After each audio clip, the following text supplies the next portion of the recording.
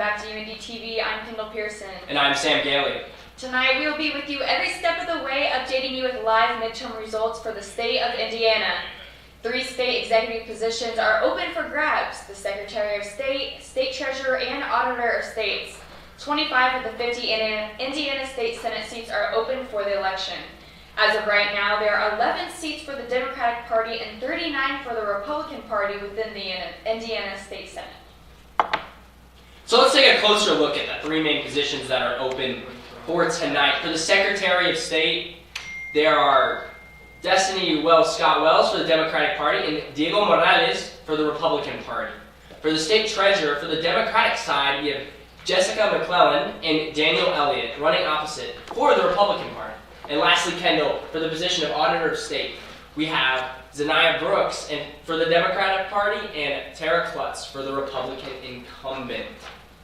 Next on UINDY TV, we're going to take a closer look at everything that's going on right now in all these races for the state of Indiana. So stay with us here on UINDY TV.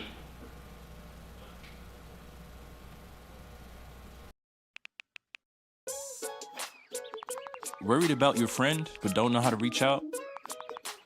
You could say how are you or get a fake tattoo. You could ask with an app if it works for you.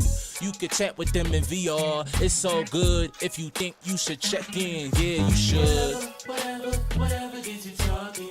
Reach out to a friend about their mental health. Whatever gets you talking. Learn how you can help at seizetheawkward.org.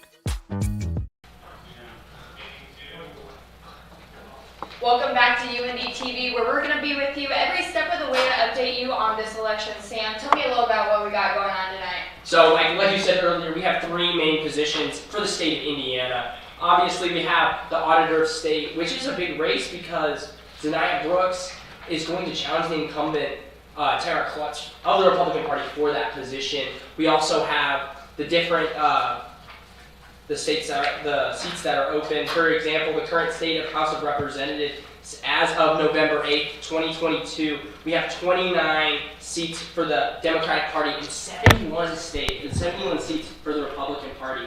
So when you look at it, some of these races, Kendall, can be actually really big for the future of our state and the future for law. They definitely can, and I know there is a lot to be said about this election. There with abortion rights and everything. There is absolutely everything. People are just extremely stressed out over this. So going back to the Indiana State executive positions, for the Secretary of State, I know we have Destiny Scott Wells, and the main point she has is to ensure free and fair elections for all Hoosiers. She also wants to increase voter participation so the election results reflect the value of the Hoosiers' values. But on the Republican side, we got Diego Morales, as you said, and his main tag is protecting the American dream for all Hoosiers. He wants to support the right to vote and defend the sanity of each ballot and election integrity.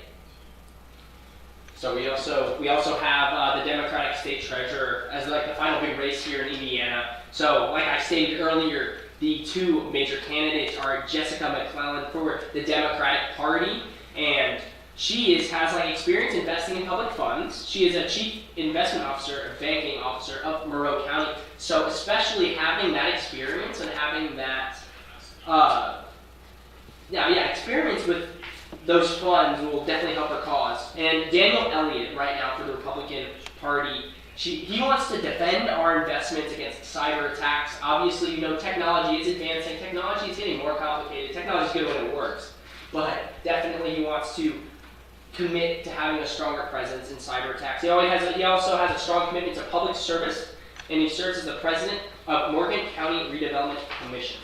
Well, we have that, Sam, but we also need to keep in mind about Nancy Pelosi and her position. She might not be in her position of power after this evening, which I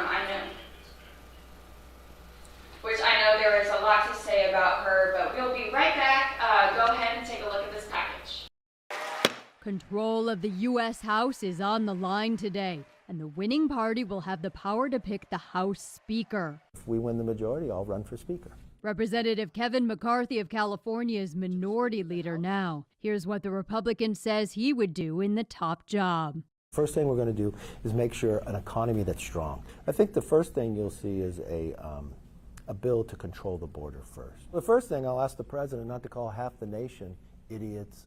Incumbent House Speaker Nancy Pelosi gave this message to voters last night. A vote tomorrow is a vote to defend our democracy. For the first time, she has opened up about the attack on her husband October 28th. She says she wasn't there when the intruder broke into their home because she was sleeping in Washington.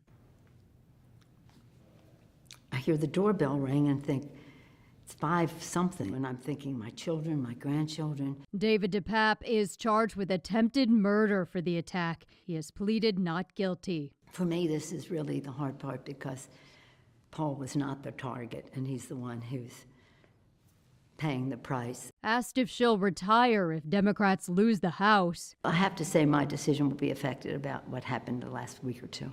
I'm Amy Kiley reporting. Welcome back to UINDY TV, where we are covering the election tonight. We have all the updates that you need to know. So next up, we are going to talk about the Indiana House races. We're going to talk about all 9 districts of Indiana, starting with District 1. So we got Frank Morab on the district side, on the Democrat side, but we have Jennifer Ruth Green on the Republican side, and William Powers on Libertarian. But tell me a little bit about District 2, Sam. District 2. So, I mean, District 2 is the Paul Sturry, Rudy Yakman, William Henry, and Mike Hubbard for District 2. And like for District 3, we also have Jim Banks, Gary Snyder, and Nathan Josh. So, I mean, everything's going to be really interesting when it comes to all 3 districts. I mean, we have more, so tell us about that. So on District 4, we have Jim Barrett, which is a Republican, but we have Roger Day for the Democratic side. District 5, we have Victoria Sparks, the Republican, and Janine Lee Lake, Democratic. For District 6, we also have Gray Pence, which is a Republican, and Cynthia Worth on the Democratic side. Okay, and following up that, I mean, we have District 7, we have Andre Carson, who's a Democrat, Angela Grabinski for the Republican, and Galvin Maple for the Libertarian Party. The last 2 districts, obviously, District 8, Larry Bushon, Ray McCormick, and for the Libertarian Party, Andy Hornick. Finally, for District 9, what do you have for District 9? District 9, we got Matthew Fife, Democratic, and Aaron Huchin, Republican. Tyona Mills and Jacob Gailey, they are Libertarians. But I kind of want to focus on Frank Morab real quick. He describes himself as a builder. So he's running for Congress because we need someone with a proven record of bringing people together. He emphasized in endorsements that he received from the first Congress district's U.S. Rep. Pete Wislowski, who is on the Democratic side, about the United Steelworkers. He also is an important runner for president, obviously. So it's going to be interesting to see how that race will turn out, especially for Frank Morvan, and then obviously for Jennifer Ruth Green as well. So it's going to be interesting that his counterpart, Jennifer Ruth Green, she has over 20 years of experience, in military service in the Air Force, actually. So that's intriguing there. So she has time and leadership abilities and qualities, which I like. Yeah, she does definitely stand strong for American families. And she is actually big on the pro-life policy. But real quick, we are going to jump to a package about Ron DeSantis. Governor's race may be nearing a close, but DeSantis' speeches suggest another race is around the corner. In Sarasota, DeSantis touting his political record and urging supporters to run up the score, knocking Florida off the list of national swing states. Thus far, no acknowledgement of Charlie Crist, but plenty talk of Joe Biden and national figures. DeSantis is even weighing in on races beyond Florida's borders. New York's next governor, he says, will be a Republican. And if Georgia goes blue, DeSantis says we will see a migration of new residents. On the campaign trail, DeSantis is fashioning himself as a conservative fighter willing to battle on all fronts. Biden remains the campaign's major theme. The issue with Biden is that the problems that we are suffering under, inflation, energy, open border, are problems that he created through his policies. He spent and borrowed and printed trillions of dollars when he was warned, if you do it, you will spark inflation. And now we have the worst inflation in 40 years.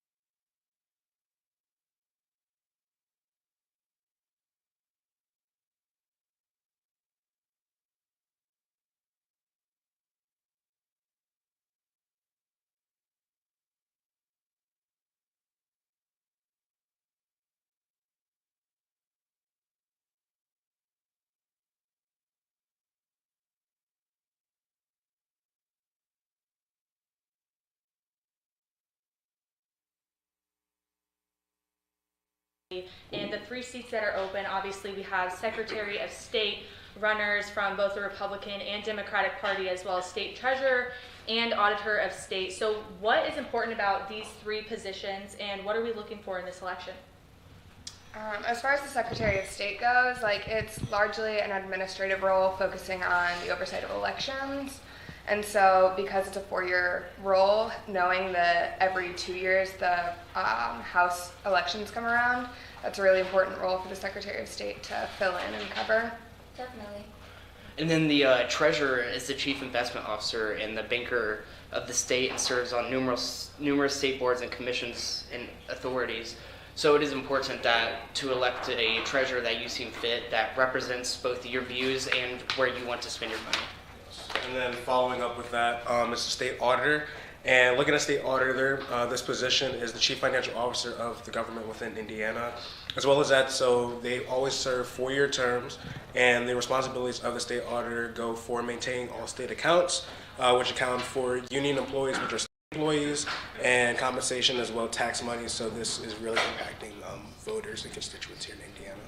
So when we talk about what voters are looking for, you mentioned how some of these positions are going to be affected. So what are voters looking for in this election? I believe in this election, a lot of voters are looking for someone who is going to bring great economic stability to Indiana within itself. I know personally in some of my political science classes, we've talked a lot about how campaign strategy and as well as what draws people to the voting polls. And I think one of them, especially that's big this year coming off of the pandemic, is something that revolves around economics. Absolutely. So as well as economics, I think social issues are a big thing on voters' minds. So can we talk about some of those maybe top social issues that voters are bringing into the election when they come to vote? I'd say the number one thing all nationwide is definitely abortion, as both sides see abortion differently, and people are voting based on that decision. Another one is racial injustices around the world that we've seen, especially with the uprisings of the BLM campaigning and all the riots and everything going on. It is important that voters go out and vote for change and see that change happen on the national level. Speaking of that, I have noticed actually we have even had some students come in and say that they went to go vote, and it was a graveyard in there. There was barely anybody. They saw 1, 2 people, maybe extra. They're actually participating in voting this year. How do you guys feel about that, especially with the younger generations supposing to be having, this role in politics and, making the world a better place and changing it? Yeah, kind of going off of what Bryce was saying, Indiana has notoriously low voter turnout. Yeah. And with the younger generations, typically that's a more democratic, more liberal group of people, whereas older voters tend to be more conservative. And so kind of seeing that change between younger voters trying to get voter turnout, but it not being super accessible, especially for college kids. I'm not necessarily from Indianapolis, so I'd have to go home to vote. but it's kind of hard to like get accessible voting for a lot of issues. Yeah, so as you're talking about access to voting, what are some ways that we've seen? Obviously, we are college students, so access to voting, as you were saying, is not always very possible. So what are some ways that students could have gone out to vote? Yes. One of the ways myself in which I've done, I'm personally from Illinois, is absentee ballots. So pretty much this is sent to you from state representative or a state that you have resided in all your life. And they send in a ballot pretty much to wherever you are throughout the country, and it pretty much states, so say, for example, I'm in Indiana right now, send in my absentee ballot for Illinois, though. So instead of me voting in state currently while I'm here for my university and college, I'm pretty much voting back home in Aurora, Illinois, where my family resides. Absolutely. So can you guys talk a little bit about maybe things that students specifically, I think we've talked about general voter populace, about how maybe they're bringing in economic and social issues, but can we talk a little bit about how students, maybe how they will be voting? Yeah, I can take that. Kind of going off of that, the idea of like the college age is the most liberal, like Definitely. the Republican Party kind of platforms to older constituents, whereas the Democratic Party is more of like a coalition of younger, more liberal, various groups of people. And so like younger college age kids are often focused on like LGBT, like racial rights, general like more social rights, whereas conservatives or Republicans kind of focus on the idea of like economics or more conservative issues, if you will. Yeah, absolutely. I really appreciate your guys' feedback. Don't fret though, we have a lot more to talk about as soon as we come back from this short break.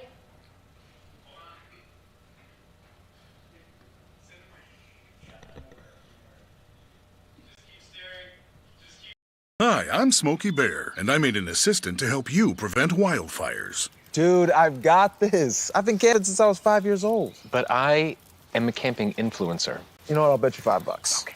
Assistant Smokey, what is the best way to put out a campfire? To put out a campfire, drown with water, stir, drown again. Then make sure the fire is out cold by feeling with the back of your hand. Wait, really? I'll take the $5. Yeah, because I kept You look at us. We're having Worried about your friend but don't know how to reach out? You could say how are you or get fake tattoo. You could ask with an app if it works for you. You could chat with them in VR. It's so good if here at the Live Table on UINDY TV, Election Night 2022. We have so much to discuss with you guys here. And to start off, I would really just like to ask, what are your thoughts on this midterm election? Like, hoping to see from this year, or maybe just having, you know, as we talked about, the younger generations are not, you know, really coming to vote or do anything like that, and we have, you know, one of the lowest percentage rate for voter turnout. How do you guys feel about, you know, such topics? I'd say this election has been particularly exciting for me personally, and many people around the world, especially I'm glad with to hear that. the two houses potentially being able to flip this election, Yes. which could be big with everything being Democratic right now, and seeing what has been done, and which is both sides can say differently about what has been passed the past couple of years, but I'd say this could promote change inside of DC and nationwide for everyone. I totally agree. Yeah, follow up with that. Yeah, of just course. interrupting. No, I think just overall, just having such a competitive, I know in Indiana it's a supermajority Republican Party, and even with that though, just having certain libertarian and Democratic candidates who are able to compete for these positions, I think it's very exciting to not only myself, but other constituents of Indiana and voters all around who are siding with either left, right, or when you're a moderate. So I think that's very exciting. Yeah, so when we talk about potential flipping for either end of Capitol Hill, you know, in your guys' opinion, do you think that having maybe total party control, or if it were to be split control, how do you think that would affect the future of legislation and getting through changes?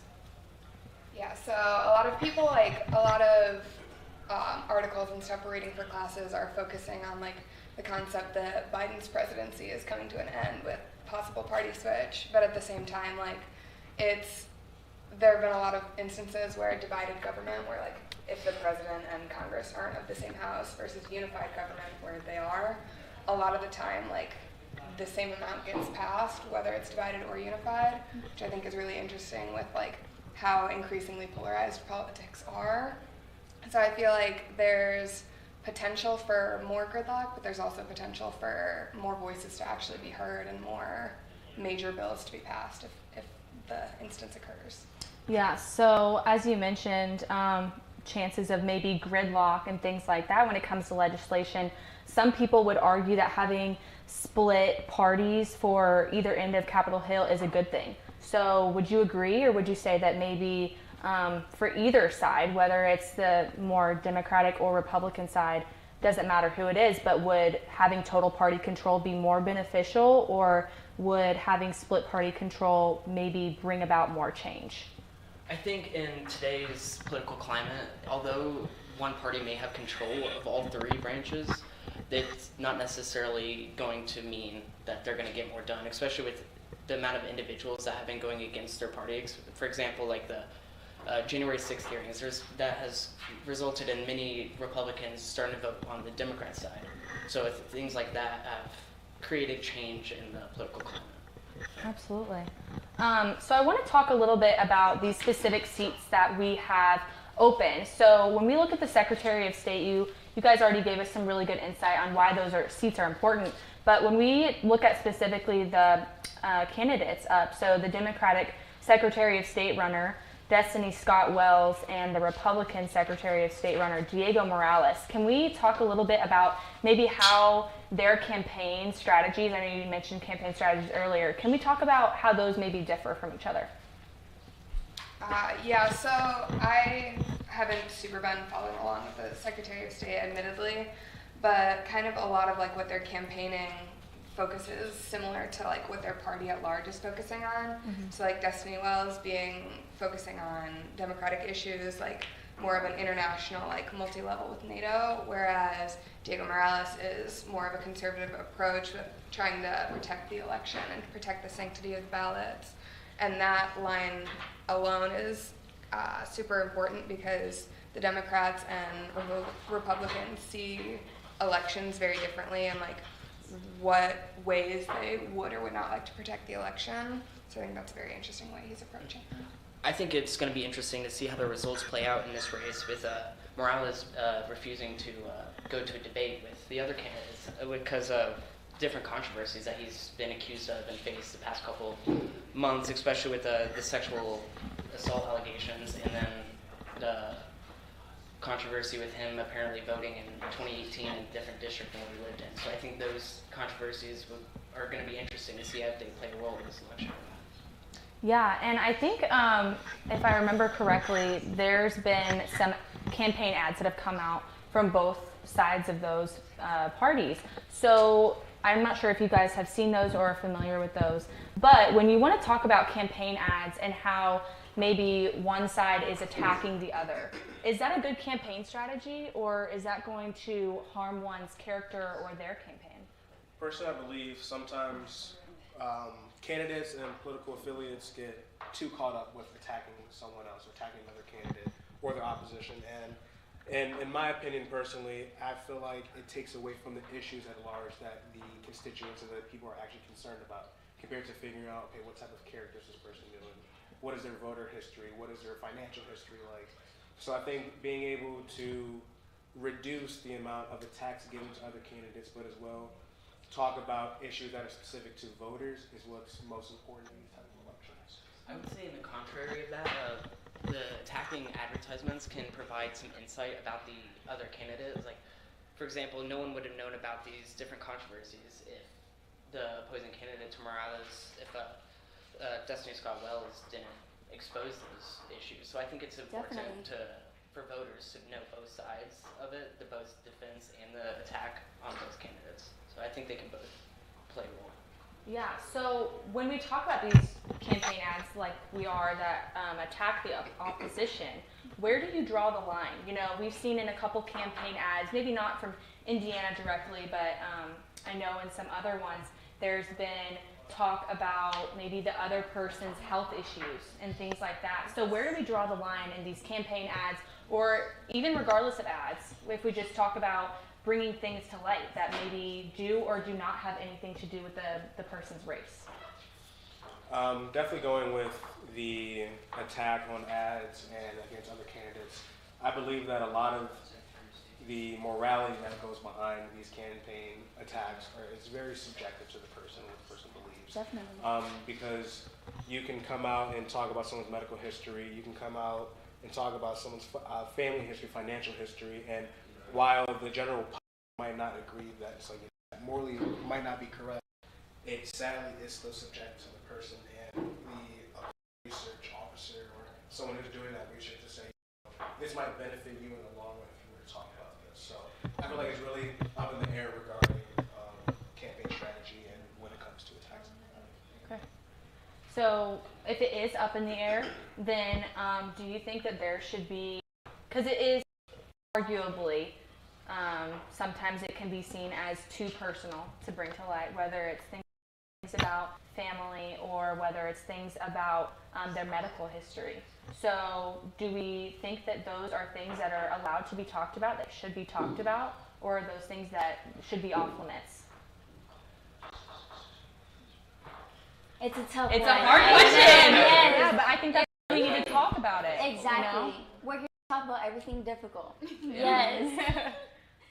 I feel like there should be a line drawn, but then as well, if there's a line drawn, would people argue that it takes away from their rights to freedom of speech and talking about certain topics in which they want to do?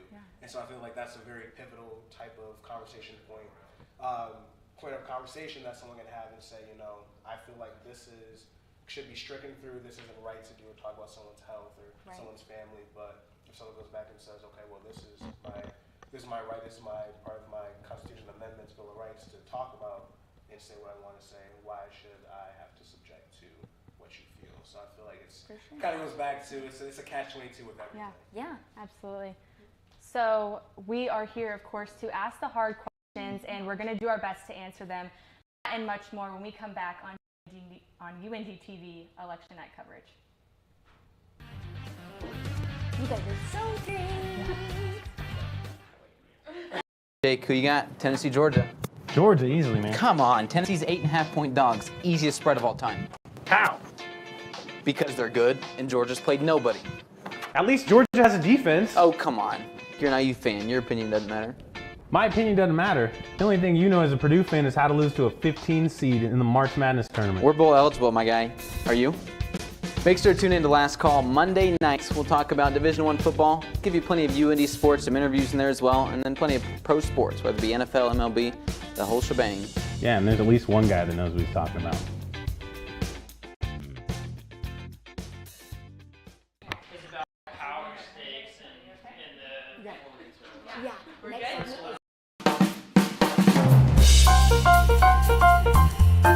Hey, it's Giselle here on 88.7 WICR. 88.7 The Diamond, the only jazz and classical station in Indianapolis, completely led by the students of the University of Indianapolis. Listen to us on iHeartRadio, TuneIn app, FM radio, HD radios, or even on our website at wicronline.org, a different kind of public radio.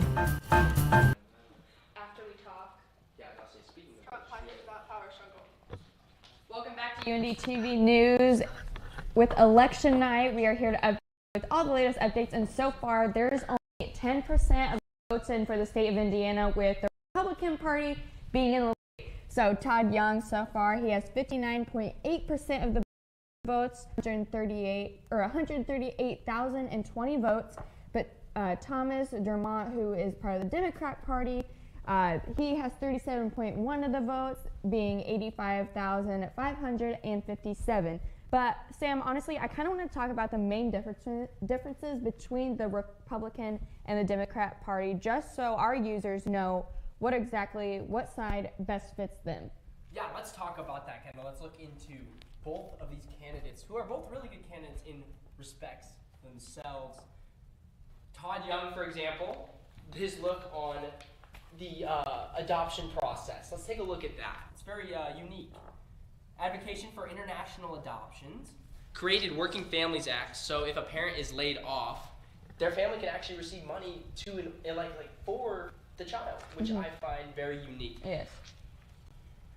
And also, he also helped credited act to help ban abortions after 20 weeks based on the situation. I know that's a hot button topic here in the United States at this moment. So kind of like for the other candidate, like what is his view on that? Well, McDermott is absolutely the complete opposite. So he wants to give women the right to their bodies. He is encouraging Planned Parenthood. He stands for Roe v. Wade. The complete opposite of Todd Young, obviously being a Democrat leader. But also, he is very adamant about healthcare. He wants to lower prescription drugs. So it's easier for people with like diabetes to get a hold of insulin and all the medications that they need.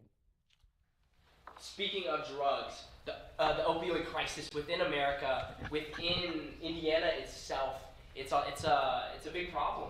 So Todd Young actually has talked about what he would do to help this problem within Indiana, which includes reducing overprescribing opioids within Indiana, and it's like pharmaceutical industry and pharmacies here. I did not know that. Okay. Convincing doctors to talk to patients about the effects of opioid addiction.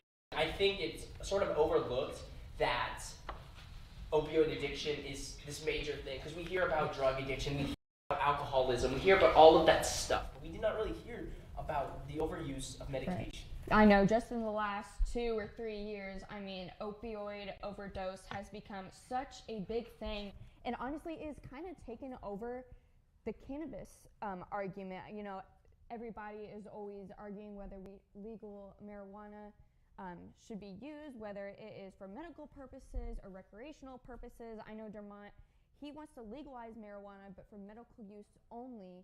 But I am not exactly sure what Todd Young's side of marijuana is. So could you tell me a little bit about that, Sam? I haven't really seen anything about Todd Young taking a stance on the use of marijuana, whether it be medical or recreational. That's the word. Thank you. I know a lot of people. I know a lot of leaders. They kind of go back and forth between should they legalize marijuana or not, and it honestly comes down a lot to business and education. So for education, I know Dermont, he wants to increase teacher pay and help improve facilities of schools. So I feel like it kind of goes hand in hand with the marijuana, because if marijuana were to be legalized, a lot of educational leaders might think that's a bad idea, because if they do want to increase teacher pay or help improve the facilities of schools, make sure everyone has equal learning time, equal learning opportunities, they might think that might get in the way. But yeah. Speaking of education, Todd Young talking about modernizing education, actually creating debt-free education by using income share agreements, which is interesting. Simplify college enrollment for those with disabilities, and support school counselors to help better equipped to consult children, to understand them, and to give them a better education. Speaking on other things, like protecting youth is a big thing for Todd Young, including raising the legal age of the use of tobacco to 21. I think that's huge for everybody. I mean, ever since I was a little kid, we always learned about how tobacco use was bad for you. Not stopping for school loading is illegal. So basically, what does that mean? It basically means like if a kid is trying to enter a vehicle to go home, whether it be a bus or a car, not stopping will end up in a violation. And I think protecting children in that aspect is really good, and I agree with that. Also, help educate grandparents for raising grandchildren. This is something that no one really has talked about. That is true. It's very interesting when you think about parenting. You think about who's raising these kids. And immediately you think about, it's about the mom and the dad. It's about the parents. But this new aspect of maybe educating grandparents on how to treat their grandkids, how to give them new insights in the world. Yes. So it's very interesting. And that whole point about the grandparents raising their grandchildren and how to help educate grandparents raising their grandchildren, that kind of goes hand in hand with the adoption side of things. How Todd Young is doing the adoption internationally, but also I know it's a big struggle when kids are given up and their grandparents want to adopt them. They always want to find who is closest to that child, who will the child be safest with.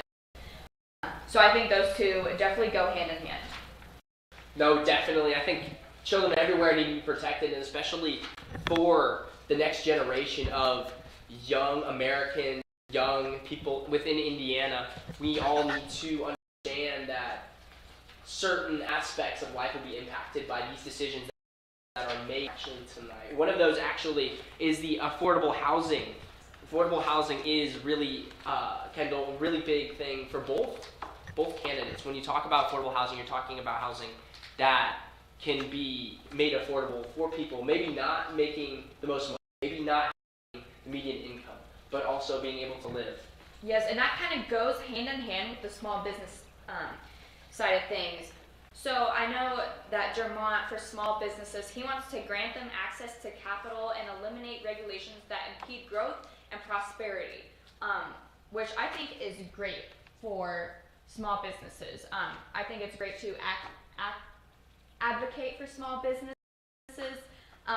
instead of feeding into all the bigger companies right now. So going off of that, I think businesses, especially for the future, will be huge. Obviously, the shift in this modern era of instead of going to these little shops, you're going to online, you're going to Amazon, you're finding these things. So small businesses really need to have a good opportunity in modernizing the way that people look at these small stores. So especially with Todd Young, he talks about growing jobs and wages. That's also something huge, especially, with the increase of basically life. Everything gets expensive and everything is harder to obtain. Yes, thank you, Sam. Well, we will be right back after this update about Trump and where he stands on this election. We'll be right back. We do not expect to see President Biden publicly this election day. He and his aides are said to be prepared to see the Democrats lose control of the House majority, but they do remain optimistic about holding on to the Senate. All of this, the entire dynamic on Capitol Hill, will be changed if the Republicans flip even one chamber, and that could impact how Biden approaches the next 2 years of his presidency.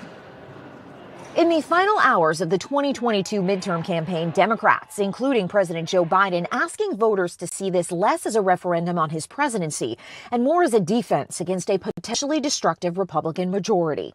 Our lifetimes are going to be shaped by what happens the next year to 3 years. It's going to shape what the next couple decades look like.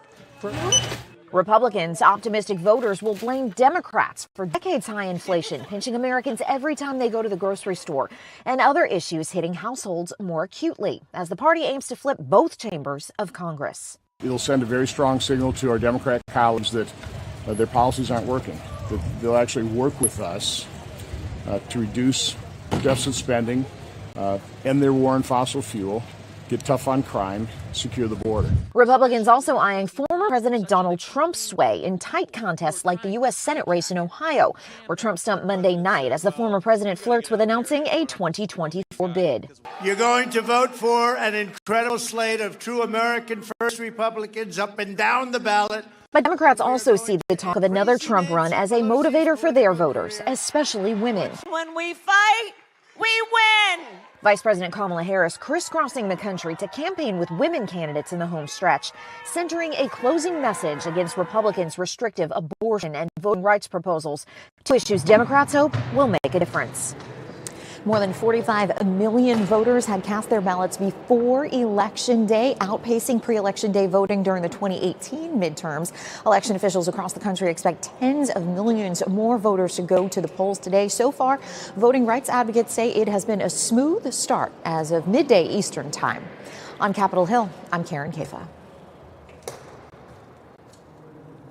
So much for joining us back here on UINDY TV Election Night Coverage 2022. I'm Nair Ortiz at the poli-sci table. And I'm Hannah Hurley. Thank you for joining back with us here. We have our very special guest from the political science majors. And so I want to talk a little bit about some results that we've been seeing here. So on Indy Star, it shows that for U.S. Senate in Indiana, Todd Young is overwhelmingly, it looks like he's going to take the lead here and potentially win his seat, and he is the incumbent. So I want to talk about incumbent seats in general. Do incumbents usually have the upper hand, or would you say in this case specifically it is just maybe the challenger not being as popular with voters? I'd say the incumbency advantage plays a major role in all elections, especially with the amount of money that goes into each election. It costs a lot to run for each office. And just looking at the numbers alone, Todd Young raised well over $14 million, while McDermott only raised a little over $1 million. So just the big difference in between the two plays a major role. And with the war chest, the money that Todd Young already has from previous campaigning and elections, just gives him so much of an advantage running his campaign. Yeah, and kind of building off of that, like incumbents win well over 90% of their elections just because they have this name recognition, they have this treasure chest of money to deal with. And so in a Republican supermajority state, Todd Young is very strongly favored. And especially even building off of both of those points, at a state and local level especially, with voter turnout, it's not always as much as you would say in a presidential and nationwide election. Right. So with incumbency advantage, with many voters not even paying attention to the other possible two candidates from the Democratic Party or the Libertarian Party, could play into big effect for whoever the incumbency is to have, like I said, that war chest, and as well have enough campaign funds and financing to carry them through to a possible next term. So as we're talking about a lower voter turnout, and you mentioned how maybe there is a lower voter turnout compared to presidential elections, do we think that maybe there are more informed voters, or would it be less informed voters that are coming to these midterm elections and participating? At these elections, a lot of like what they call common voters, which is typically older people who are like retired and go to every election, whether that's just the midterms, whether that's presidential, whether that's just like small county voting. And so those are often the people who are most informed and most passionate about it, which has the tendency to lead to more extreme candidates if the ones who are the most informed on it are the most passionate. But yeah, the midterm elections have a significantly lower turnout than the presidential. And so, as we talked about before, kind of building on that, in terms of their types of campaigning and what they're doing for advertising and things of that sort, do you think that it was just his role as the incumbent, you know, as they already have this treasure chest of money and such? Do you think that has something to do with, you know, how high his lead is right now would have to do with his campaigning and advertising, or do you think that that's just due with him being an incumbent or, you know, his political views? I definitely believe, to answer your question, definitely goes with his incumbency. That is a major factor into it. People know he's a face and name recognition that a lot of people are aware of. But as well with that, I believe with a lot of the issues that current incumbent Todd Young has, for example, housing affordability, and as well helping our farmers. If we're looking at districts of Indiana, we have 9 districts total, and the urban majority is in District 7, which is Indianapolis here. Right. And a lot of the rest of the majority are usually in wider, bigger districts as well, and a lot of farmland areas being in the Midwest. So tapping into those specific constituents, especially farmers and agriculture type people, is very important to why Todd Young is still going to hold his seat right now. Definitely. He definitely knows who he's targeting. That's for sure. Thank you, Bryce, Megan, and Carter, for your feedback. I'm Hannah Hurley along with Naya Ortiz. We'll be right back here on UINDY TV News Election Night coverage.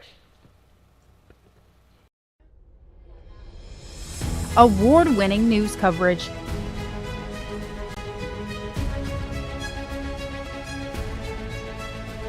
Brought to you by ethical journalists that care about you.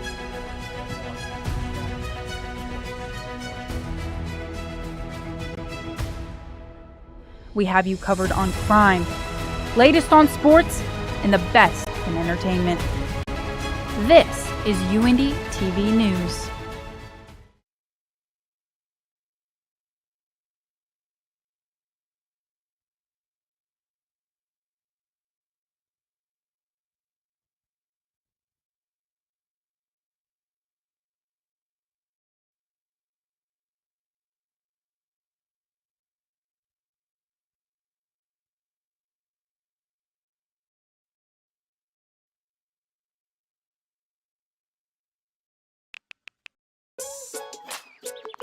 Worried about your friend, but don't know how to reach out? You could say how are you or get a fake tattoo. You can ask with an app if it works for you.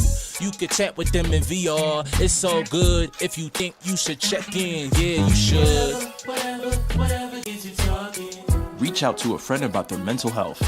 Whatever gets you talking. Learn how you can help at seizetheawkward.org. To UINDY TV's election night coverage here, we have some very important guests with us. Our 3 poli-sci major students here at UINDY. I'm Hannah Hurley alongside Naya Ortiz. I want to take a look at the Auditor of State position that we have up. So what is important for voters to know about this position and the candidates that we have up? So specifically looking at the Auditor of State, Auditor of State is the officer who basically handles all the chief financial components of the state and as well within the government.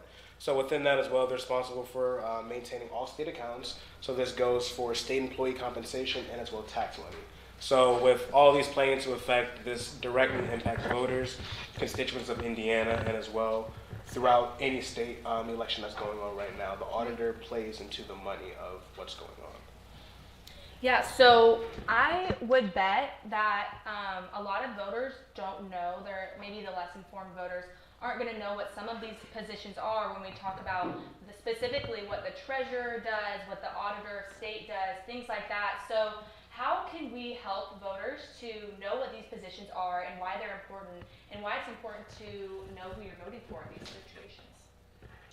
Definitely believe one way that people can become more informed is by really watching the news, reading newspapers, things like that. While a lot of things have turned digital now that we're in the 21st and especially year 2022, it's very important though that the youth and as well those who are above us, our elders, kind of inform and show us that paying attention to state and local elections, paying attention to your presidential elections and what's going on at a government and political level is very important, because while I know a lot of our youth and our generation feels that their voices aren't heard, it's because we're ill-informed. We're not as informed as what our parents, our grandparents have been within a political realm. So I feel like that plays into a big effect, is that being informed, being knowledgeable of who's going to be in your district, who's representing you, why are they representing you, what do they stand for, is very important to how we can turn more voters to the polls and as well get more of a, how would you say, better voter communication out through their voting strategies. For sure. Thank you so much for that valuable feedback. I definitely agree. We just need to, as a community, just be more knowledgeable and all. And that's it for this segment, but don't forget, we'll be right back here on UINDY TV with the poli-sci table.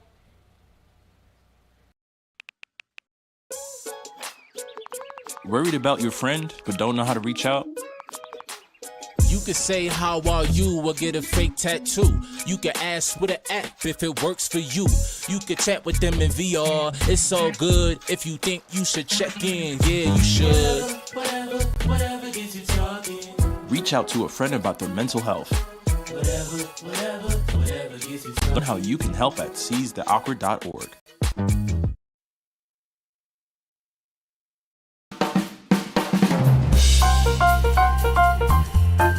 Hey, it's Giselle here on 88.7 WICR. 88.7 The Diamond, the only jazz and classical station in Indianapolis, completely led by the students of the University of Indianapolis.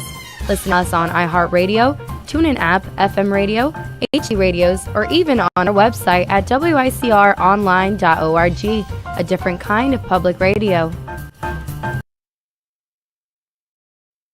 Jake, who you got? Tennessee, Georgia. Georgia, easily, man. Come on, Tennessee's 8.5-point dogs. Easiest spread of all time. How? Because they're good, and Georgia's played nobody. At least Georgia has a defense. Oh, come on. You're an IU fan. Your opinion doesn't matter. My opinion doesn't matter. The only thing you know as a Purdue fan is how to lose to a 15 seed in the March Madness tournament. We're bowl eligible, my guy. You? Make sure to tune in to Last Call Monday nights. We'll talk about Division I football, give you plenty of UINDY sports, some interviews in there as well, and then plenty of pro sports, whether it be NFL, MLB, the whole shebang. Yeah, and there's at least one guy that knows what he's talking about.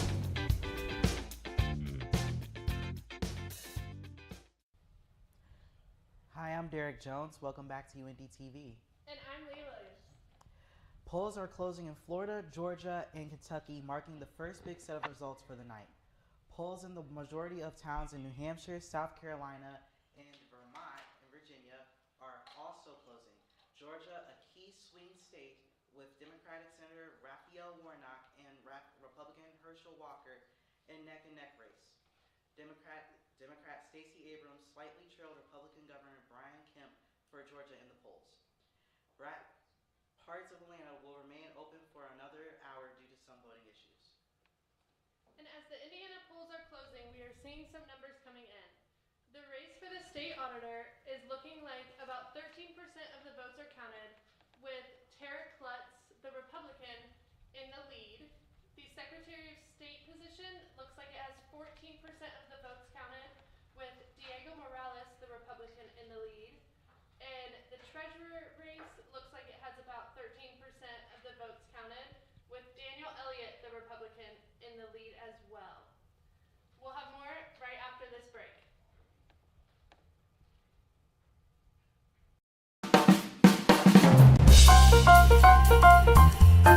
Hey, it's Giselle here on 88.7 WICR.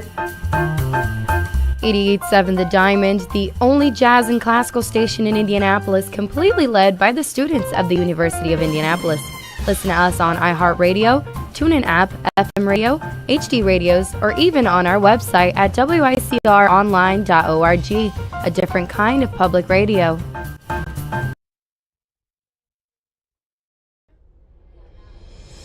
Award-winning news coverage.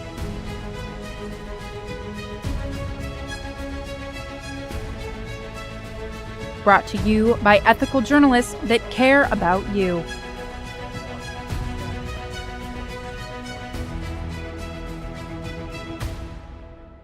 We have you covered on crime, latest on sports, and the best in entertainment. This is UINDY TV News.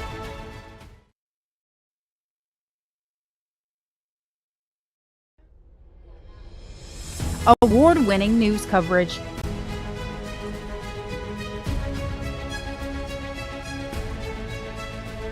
Brought to you by ethical journalists that care about you.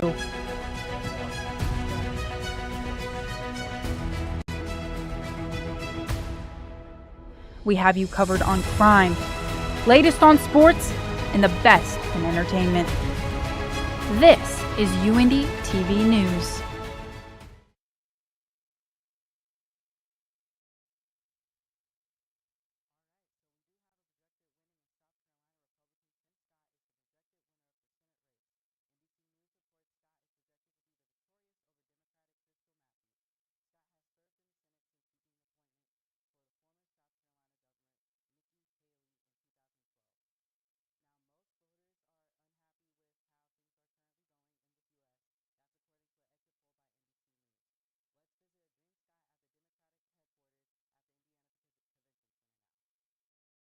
Thank you. I'm here at the Democrat headquarters, Union Station, Indianapolis.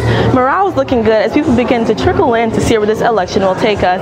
With Republicans hoping to gain control of the House and Senate, this could create a strong power dynamic between President Biden in the next 2 years of his term. Back to the studio, Adrian Scott.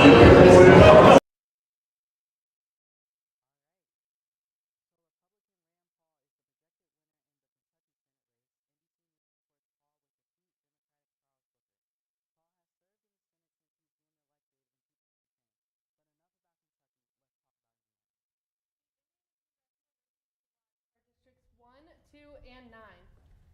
The race in District 1 has been coined a toss-up between the Republican Jennifer Ruth Green and the Democratic incumbent Frank Mervan. Jennifer Ruth Green has repeatedly projected her views for a strong American economy, strong national security, and strong American families. While Frank Mervan has said his priorities in office are to grow the Northwest Indiana economy and continuing his work with stakeholders to better connect Northwest Indiana to Chicago. Now,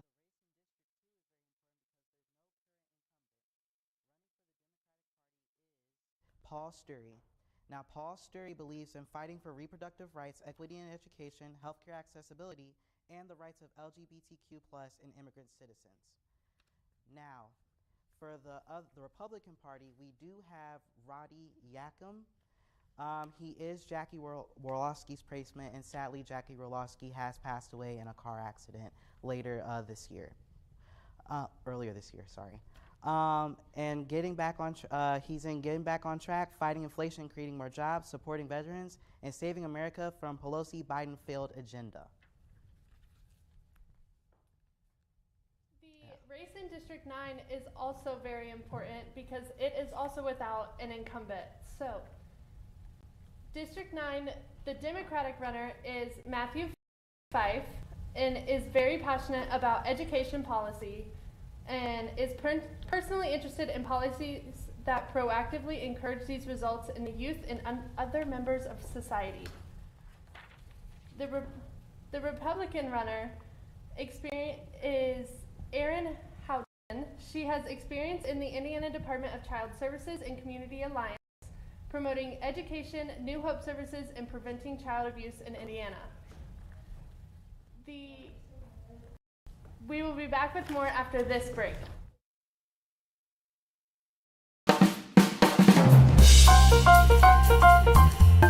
Hey, it's Giselle here on 88.7 WICR. 88.7 The Diamond, the only jazz and classical station in Indianapolis, completely led by the students of the University of Indianapolis. Listen to us on iHeartRadio, TuneIn app, FM radio, HD radios, or even on our website at wicronline.org, a different kind of public radio.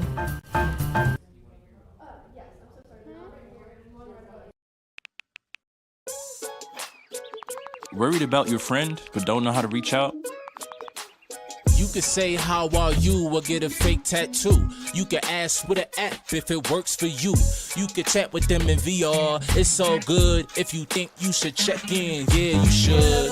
Whatever gets you talking. Reach out to a friend about their mental health. Whatever gets you talking. Learn how you can help at seizetheawkward.org. That they have. Jake, who you got? Tennessee, Georgia. Georgia, easily, man. Come on, Tennessee's 8.5-point dogs. Easiest spread of all time. How? Because they're good, and Georgia's played nobody. At least Georgia has a defense. Oh, come on. You're an IU fan. Your opinion doesn't matter. My opinion doesn't matter. The only thing you know as a Purdue fan is how to lose to a 15 seed in the March Madness tournament. We're bowl eligible, my guy. Are you? Make sure to tune in to Last Call Monday nights. We'll talk about Division I football, give you plenty of UINDY sports, some interviews in there as well, and then plenty of pro sports, whether it be NFL, MLB, the whole shebang. Yeah, and there's at least one guy that knows what he's talking about. Okay, so district. And you'll mention that stuff after I mention the candidates and they wrap up. Hi, I'm Smokey Bear, and I made an assistant to help you prevent wildfires. Dude, I've got this. I've been camping since I was 5 years old. But I am a camping influencer. You know what? I'll bet you $5. Okay. Assistant Smokey, what is the best way to put out a campfire? To put out a campfire, drown with water, stir, drown again. Then make sure the fire is out cold by feeling with the back of your hand. Wait, really? I'll take the $5. So yeah, so basically that package is really informative about talking about election mental health. And I can talk about mental health right now because like with everything election-wise, like elections is just really stressful. Everything with the process of like who you're voting for, having to do research to make sure you're voting for the right person, because like when it comes down to doing your research and like making sure the person is in the right fit, you want to make sure like they're representing the American people. So let's take a look at this package now about election mental health. Differing beliefs, long lines at the polls, concerns over outcomes. Election stress, like other stressors, have significant negative physical and emotional consequences. Cleveland Clinic psychologist Susan Albers says some signs of stress include trouble sleeping, loss of appetite, upset stomach, sweating, and excessive worry. All of these things indicate that your emotional system may be on overdrive. To overcome those feelings, Albers says avoid catastrophizing when your mind jumps to the worst case scenario for your side. Political ads are the epitome of this. It convinces us that if we vote for candidate X, disaster will happen. this seeps into our subconscious and replays over and over again. So stay in the present. Focus on routine, healthy eating, and sleeping. Albert says that can help our bodies be ready for the next day, no matter what happens at the polls, and be mindful of when, where, and with whom you have political conversations. Those conflicts, arguments, disagreements, that can make your stress response skyrocket. On the other hand, those open, fruitful discussions can make us feel really soothed and validated. If things get heated, Albert says, step away. If conflict is about to erupt, it is okay to state your feeling and create a boundary. Say, that's a really important thought, but this is not the time or place to talk about. Welcome back to UINDY TV and our live coverage of the election night here in America. I'm Leah Williams. And I'm Derek Jones. And the important races that we're watching here in Indiana are District 1, 2, and 9. It doesn't look like District 1 has any numbers that they are reporting yet, but District 2 is reporting about 9% of their vote is counted, and Rudy Yakum is in the lead. He is their Republican. And in District 9, it looks like about 13% of the votes are counted, and Aaron Hutchin, the Republican, is also in the lead. Let's visit Sydney in DC for a little update.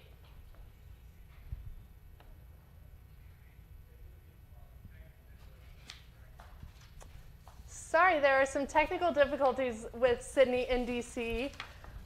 Let's take a look at who is running for Secretary of State? Destiny Wells and Diego Morales. Okay, so basically Destiny Wells, if I can get to the paper. So Destiny Wells is running for Secretary of State. Now she has some military background fighting and serving for our country.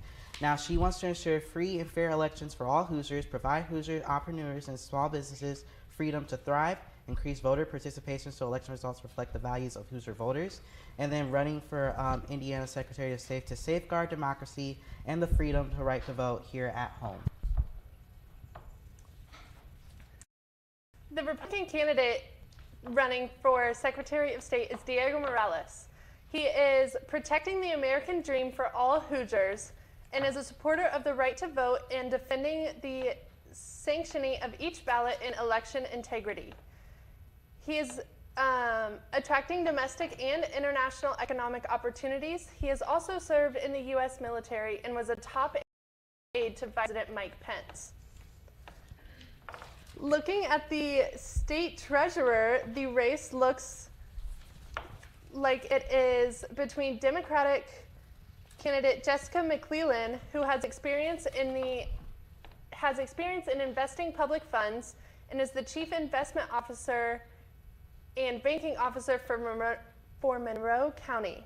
She is committed to increasing Hoosiers' family access to the College Choice 529 savings plan, serving unbanked Hoosiers through community partnerships with local banks, and increasing investment income for local governments and protecting state tax collections with prudent oversight and security. And then the Republican state treasurer runner is Daniel Elliott.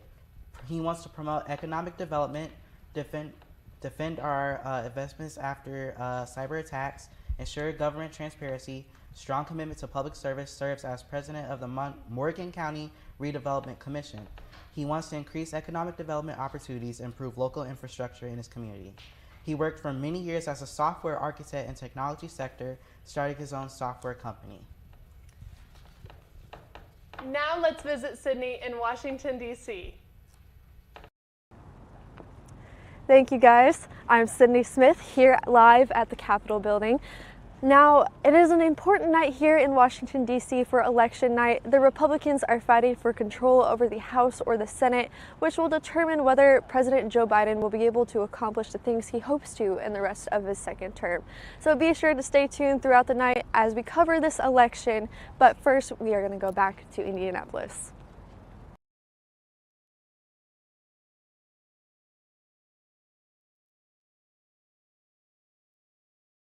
5 tiny panic buttons that fit in the palm of your hand are hidden around the Boone County Clerk offices in Belvedere. It's just best for everybody to be vigilant. County Clerk Julie Bliss tells us while there haven't been any security threats, the buttons and locks are in place just in case.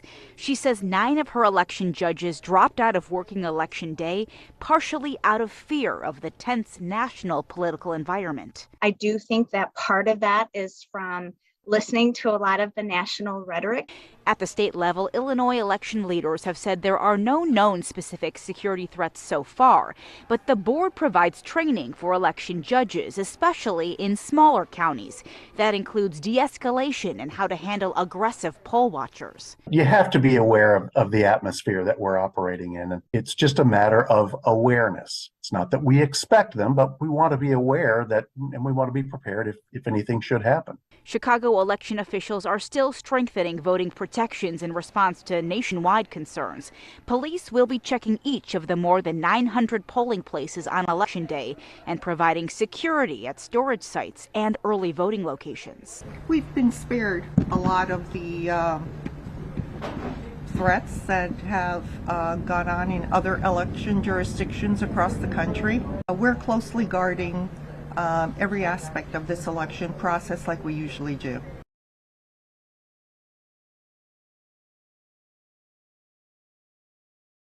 Very interesting. I had never heard about panic buttons and polling stations.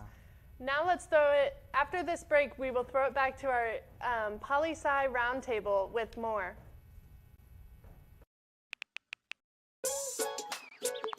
Worried about your friend, but don't know how to reach out? You could say how are you or get a fake tattoo. You could ask with an app if it works for you. You could chat with them in VR. It's all good if you think you should check in. Yeah, you should. Whatever gets you talking. Reach out to a friend about their mental health. Whatever gets you talking. Learn how you can help at seizeawkward.org. Hi, I'm Smokey Bear, and I made an assistant to help you prevent wildfires. Dude, I've got this. I've been camping since I was 5 years old. But I am a camping influencer. You know what? I'll bet you $5. Okay. Assistant Smokey, what is the best way to put out a campfire? To put out a campfire, drown with water, stir, drown again, then make sure the fire is out cold by feeling with the back of your hand. Wait, really? I'll take the $5.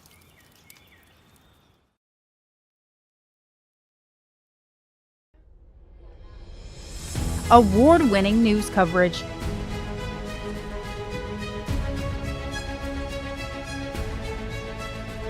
Brought to you by ethical journalists that care about you.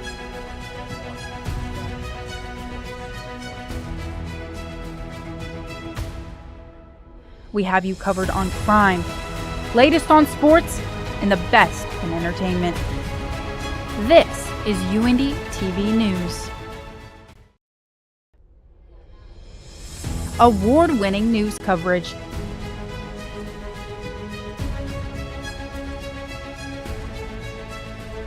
Brought to you by ethical journalists that care about you.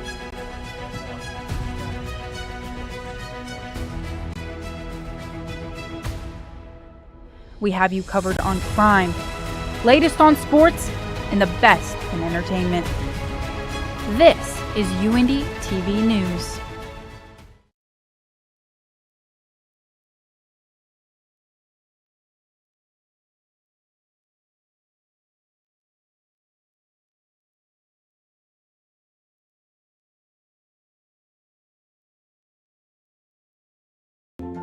Differing beliefs, long lines at the polls, concerns over outcomes.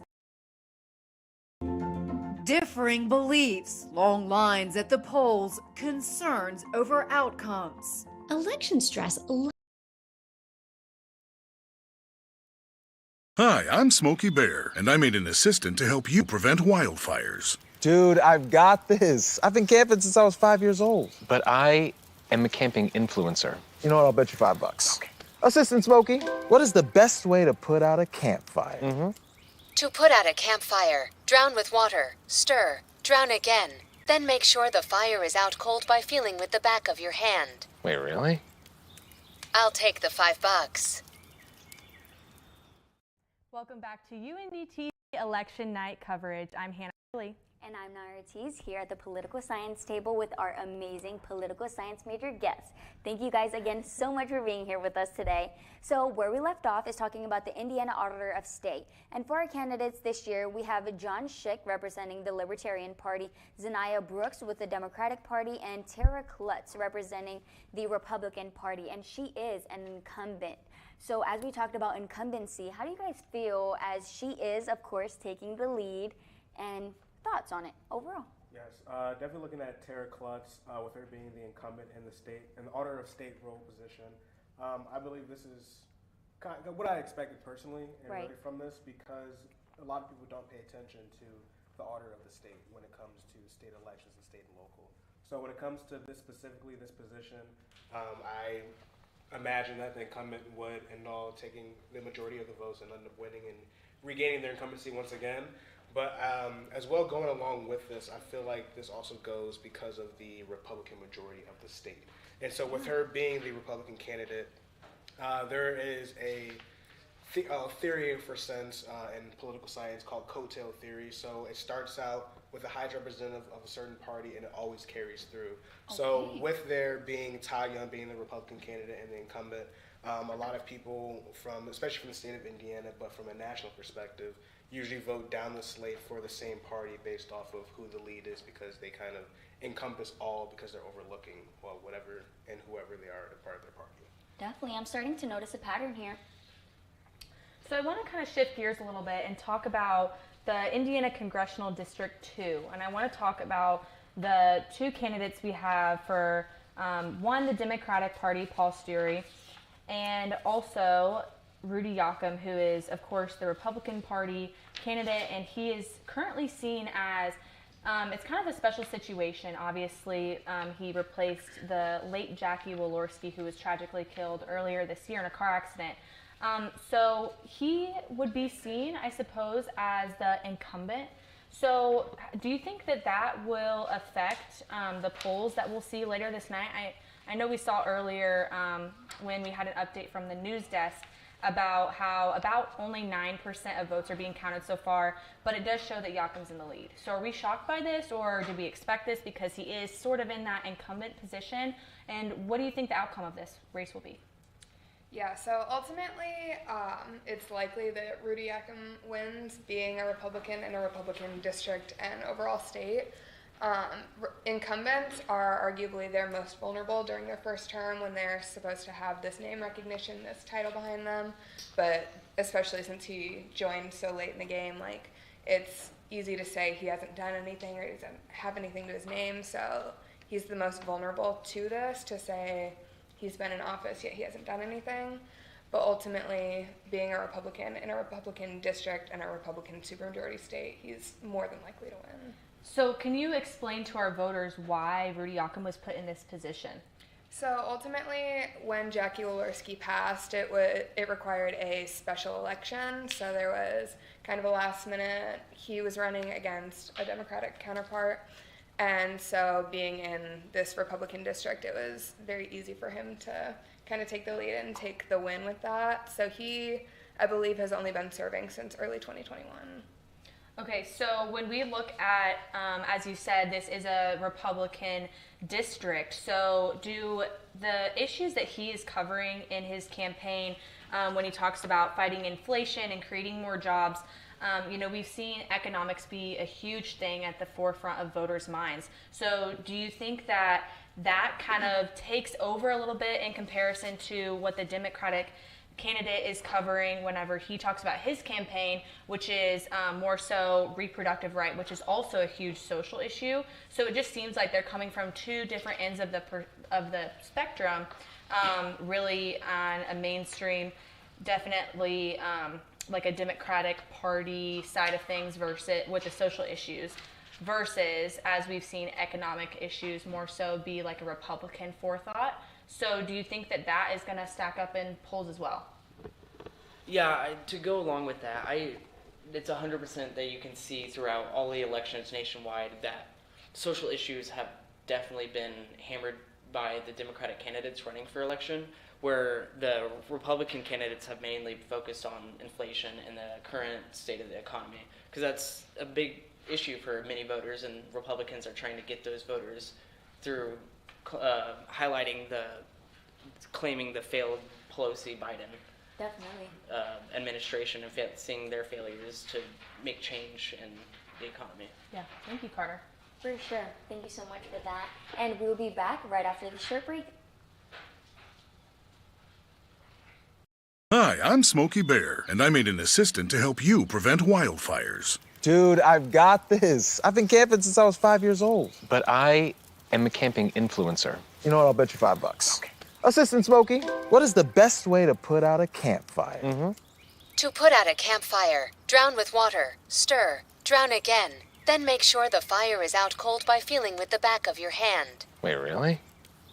I'll take the $5.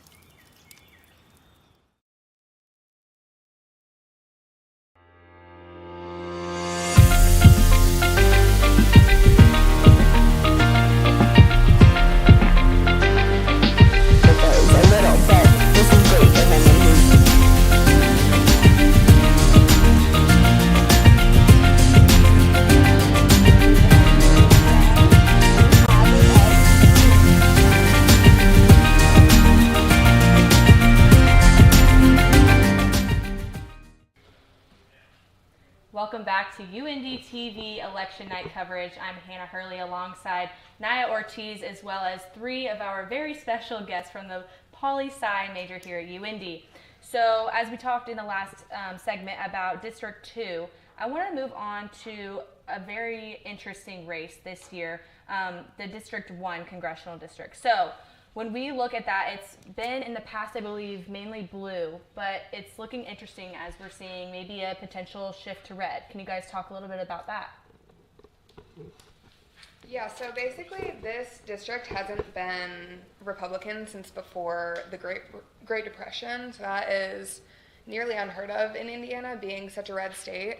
So the fact that this is a competitive race, for one, between a female, and for two, just the fact that this is kind of an unheard of competition, it's very interesting to see like a demographic that's more known for being democratic, of like industry and more different jobs like that. It's very interesting to see it be kind of competitive for the first time in 100 years.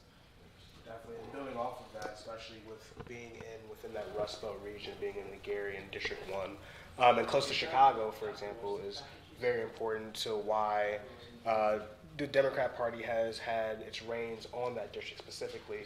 But now that we're seeing a shift to a potential Republican candidate winning the majority there, is definitely going to throw, I believe, Indiana into another super majority if they do claim District 1 to be one for the Red Party. And can you just give a quick description of what a supermajority is for those at home who might not understand or who isn't quite familiar with politics? Yes, so supermajority pretty much is basically having, and there's lots of components that go into it, but to encompass all of it is having a specific party in power across all districts, gubernatorially, which is the governors, especially congressionally, and just overall statewide, which is kind of how a supermajority is kind of passed for. So, for example, in Indiana especially, composed of 9 districts, and out of the 9, I believe 7 of them are all Republican ran, instead of District 1, which is Democratic for right now, and District 7, which is here in Indianapolis, ran by Democrats. Thank you so much for that. We will be right back here at the poli-sci table with Hannah and me, Naya Ortiz, here right after this Andre Carson acceptance speech. One of the best mayors in our known solar system, Joe Hawksett. IDP chair, too cool for school, Mike Steele. Our Marion County chair, Mila, give it up for Mila. So before I say anything else, let me just say thank you. Give it up. First of all, let me thank Team Carson. Campaign manager Scott, we better make sure you guys order the Team Carson swag, hopefully. But I got to highlight two folks on the campaign side. I got to give a shout out to Shay Joyce.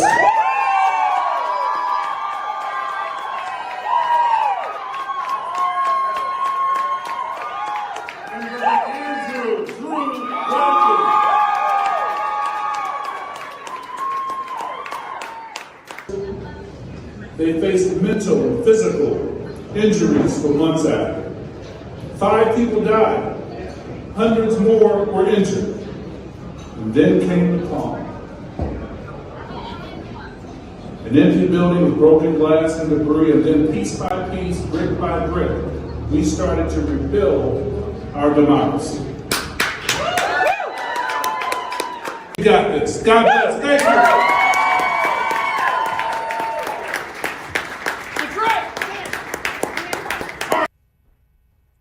Welcome back to UINDY TV. I'm Leah Williams. And I'm Derek Jones. Republicans are filing an emergency motion to extend voting hours in Arizona's Maricopa County, home to Phoenix. Republican coalition, including the Republican National Committee, filed the motion requesting all voting centers in the county stay open until 10 p.m. local time due to long waiting times caused by voting machine issues. A judge in Pennsylvania is also ordering a county to stay open 1 hour longer than scheduled. And the county's deputy election director, Beth McBride, said the polling machines weren't loaded with enough paper. Polls are closing nearly 24 states at this hour. The list includes Pennsylvania, where Democrat John Peterman's lead has slipped to a razor-thin margin against Republican hopeful Dr. Oz in one of the most closely watched Senate races of tonight. In Texas, incumbent Republican Governor Greg Abbott holds a steady lead against challenger Beto O'Rourke. New Hampshire features a surprisingly close race between incumbent Democratic Senator Maggie Hassan and Republican Don Bolduc. The Trump-backed Bolduc got millions from Democratic during the primary, thinking he would be an easier candidate to defeat in the general election. Michigan Democratic Governor Gretchen Whitmer is a tough race against Republican businesswoman Tudor Dixon. Looking into the Indiana State of Secretary race, it looks like currently trying to load it. It looks like currently Diego Morales is still in the lead with about 25% of the votes counted. And the Secretary of State is responsible for maintenance of state records and the preservation of the state seal. They also charter new business, regulate the securities industry within Indiana, and run state elections and provide a number of services to the state automobile dealers. The state treasurer race results are looking like Daniel Elliott is in the lead with 3,117 votes, and then Jessica McKillen has 180,000 votes. And then basically the treasurer's responsibilities are to uphold fiduciary responsibilities while impeding and safeguarding public funds. They are also responsible for overseeing the management of the state's financial assets and providing accurate, timely funding to state and local stakeholders. The race for the state auditor position looks like Tara Klutz, the Republican, is in the lead with about 20% of the votes counted. The state auditor serves as the chief financial officer to the governor of Indiana and is responsible for maintaining all state accounts, which includes obligations to other governing bodies and individuals, such as state employee compensation and tax money distribution. We'll be back with more after this break. Jake, who you got? Tennessee, Georgia. Georgia, easily, man. Come on, Tennessee's 8.5-point dogs. Easiest spread of all time. How? Because they're good, and Georgia's played nobody. At least Georgia has a defense. Oh, come on. You're an IU fan. Your opinion doesn't matter. My opinion doesn't matter. The only thing you know as a Purdue fan is how to lose to a 15 seed in the March Madness tournament. We're bowl eligible, my guy. Are you? Make sure to tune in to Last Call Monday nights. We'll talk about Division I football, give you plenty of UINDY sports, some interviews in there as well, and then plenty of pro sports, whether it be NFL, MLB, the whole shebang. Yeah, and there's at least one guy that knows what we're talking about.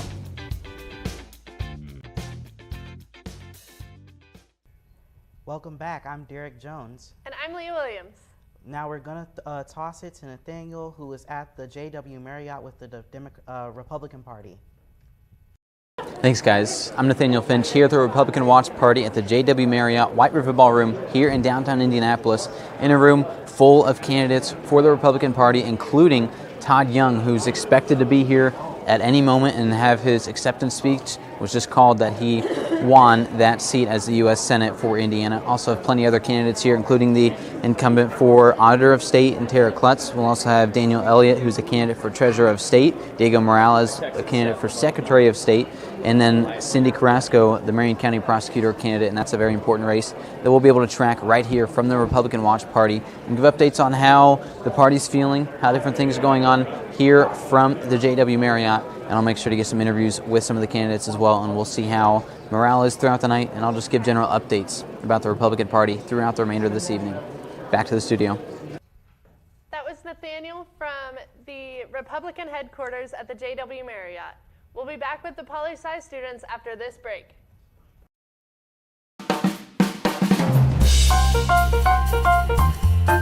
Hey, it's Giselle here on 88.7 WICR.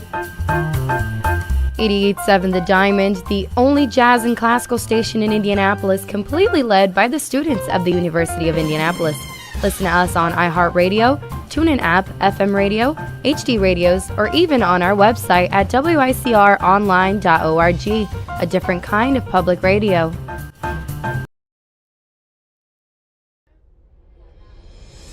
Award-winning news coverage.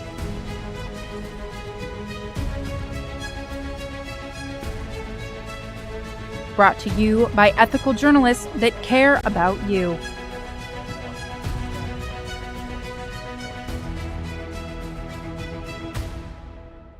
We have you covered on crime, latest on sports, and the best in entertainment. This is UINDY TV News. Hi, I'm Smokey Bear, and I made an assistant to help you prevent wildfires. Dude, I've got this. I've been camping since I was 5 years old. But I am a camping influencer. You know what? I'll bet you $5. Okay.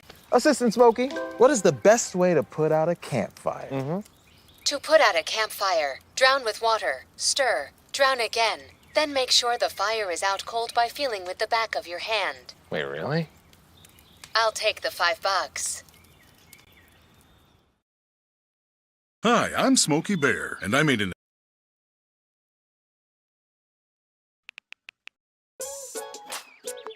Worried about your friend, but don't know how to reach out? You could say how are you or get a fake tattoo. You could ask with an app if it works for you. You could chat with them in VR. It's so good. If you think you should check in, yeah, you should. Whatever gets you talking. Reach out to a friend about their mental health. Whatever gets you talking. Learn how you can help at seizetheawkward.org.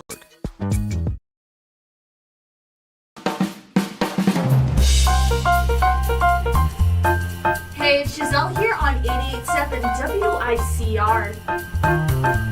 88.7 The Diamond, the only jazz and classical station in Indianapolis, completely led by the students of the University of Indianapolis. Listen to us on iHeartRadio, TuneIn app, FM radio, HD radios, or even on our website at wicronline.org, a different kind of public radio. Jake, who you got? Tennessee, Georgia. Georgia, easily, man. Come on, Tennessee's 8.5-point dogs. Easiest spread of all time. How? Because they're good, and Georgia's played nobody. At least Georgia has a defense. Oh, come on. You're an IU fan. Your opinion doesn't matter. My opinion doesn't matter. The only thing you know as a Purdue fan is how to lose to a 15 seed in the March Madness tournament. We're bowl eligible, my guy. Are you? Make sure to tune in to Last Call Monday nights. We'll talk about Division I football, give you plenty of UINDY sports, some interviews in there as well, and then plenty of pro sports, whether it be NFL, MLB, the whole shebang. Yeah, and there's at least one guy that knows what he's talking about.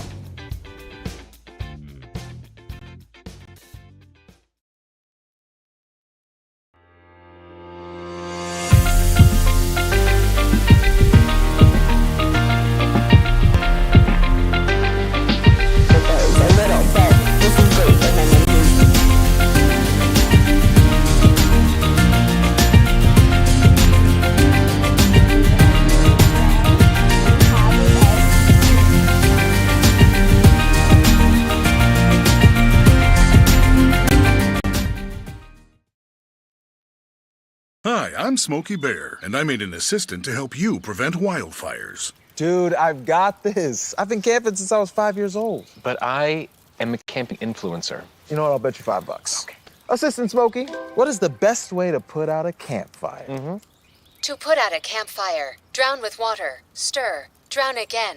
Then make sure the fire is out cold by feeling with the back of your hand. Wait, really?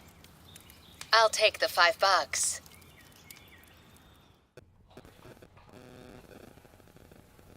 Thank you so much for joining us back here on UINDY TV at the Poli-Sci table. I'm Naya Ortiz. And I'm Hannah Hurley. So we want to take a look outside of Indiana, and I know there's a really competitive race happening for the Georgia Senate. So Bryce, I know you've done a little bit of investigative work on that. So it seems right now in the polls that the Democrats are up, but there seems to be some maybe controversy surrounding that. Can you talk a little bit about that? Yes. So looking at the Georgia Senate race, for example, we have Herschel Walker, who's a Republican, not the incumbent, and who is competing with Reverend Raphael Warnock, who is the incumbent of the Democratic Party. So when looking at this, currently, like you guys stated, the Democratic candidate Warnock is up currently right now, but roughly about 54%. But there's controversy that's been in the news lately of why potentially Herschel Walker, who is the Republican candidate, might take the lead and take the majority of Georgia. A lot of these are they can be a little funny, they can be a little goofy of what I'm about to say, but one of them that was stated by a publication was because of how centralized Walker is to the state of Georgia. Herschel Walker is a university grad of University of Georgia. He played on the football team, played in NFL as well, so representing Georgians as a football player, which is a strong Southern state as well as a Republican state, is very important to some of the constituents there within that state. So within that, a lot of people are saying because of his affiliation to the state of Georgia, it can be imperative to why he might potentially win because of his name recognition of what he's done there. So while it doesn't majority continue and correlate because of his political stance or the issues in which he's presenting, a lot of it is because of name and face recognition. For he is, I believe he's a Hall of Fame. I think he's a Hall of Famer. I can't really remember right now, but he went to University of Georgia, an amazing running back there, and that's what a lot of people remember his legacy of within Georgia. So in terms of that, how do you feel about all that? Do you think that his fame necessarily is what is, representing him or really reflecting him? Or do you think it has to do with, his campaigning and how he's running and, really just politics and all? I believe his name is what's really pushing and driving him to be a high candidate and a competitive candidate to the incumbent, Reverend Warnock. But as well as that, within Georgia, he is also backed by former President Donald Trump. And so that plays a big advantage into how he's able to present himself, how Trump is able to present him. He's been very present and at Trump rallies, and Trump has endorsed him all the way through his campaigning season, all the way up until now the elections. So playing into that is very important to why he is such a name and recognition of in the candidacy of why he's potentially going to win the Georgia Senate. Thank you for that feedback. And on relation to the topic and all, so I know there's a kind of district sectioning here in Georgia. Can you explain a little bit about where the Democrats reside and where the Republicans reside? Yes. So when looking at the Georgia districting and as well as where kind of each party resides and within the state, it usually tends to the same charts and same tendencies as a lot of other states within the nation. Okay. Democrats usually house within more urban, suburban areas. A lot of high traffic, a lot of businesses booming, a lot of intersectionality of people, cultures, religion, sexualities, then forth. And as well as that, on the Republican side of things, it's more in your rural areas. While Republicans have now started to take a turn going into the suburban areas, majority, especially within the state of Georgia, is housed within your more rural areas. And to kind of preface where each one is, if you're looking at two of the biggest cities, you have Atlanta and Savannah, Georgia, you have your majority of Democrats located within that district or region. So when looking at that, that plays into a big reason of how and who is voting from each district and part of the state. Thank you so much for that feedback. We'll be back right after break with more on Arizona.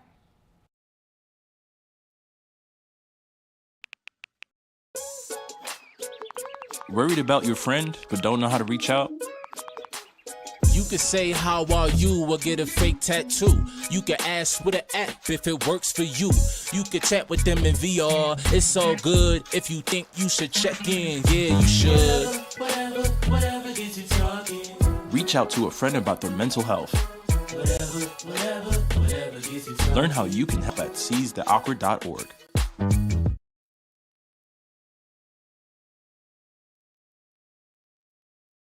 Hi, I'm Smokey Bear, and I made an assistant to help you prevent wildfires. Dude, I've got this. I've been camping since I was 5 years old. But I am a camping influencer. You know what? I'll bet you $5. Okay. Assistant Smokey, what is the best way to put out a campfire? To put out a campfire, drown with water, stir, drown again, then make sure the fire is out cold by feeling with the back of your hand. Wait, really? I'll take the $5.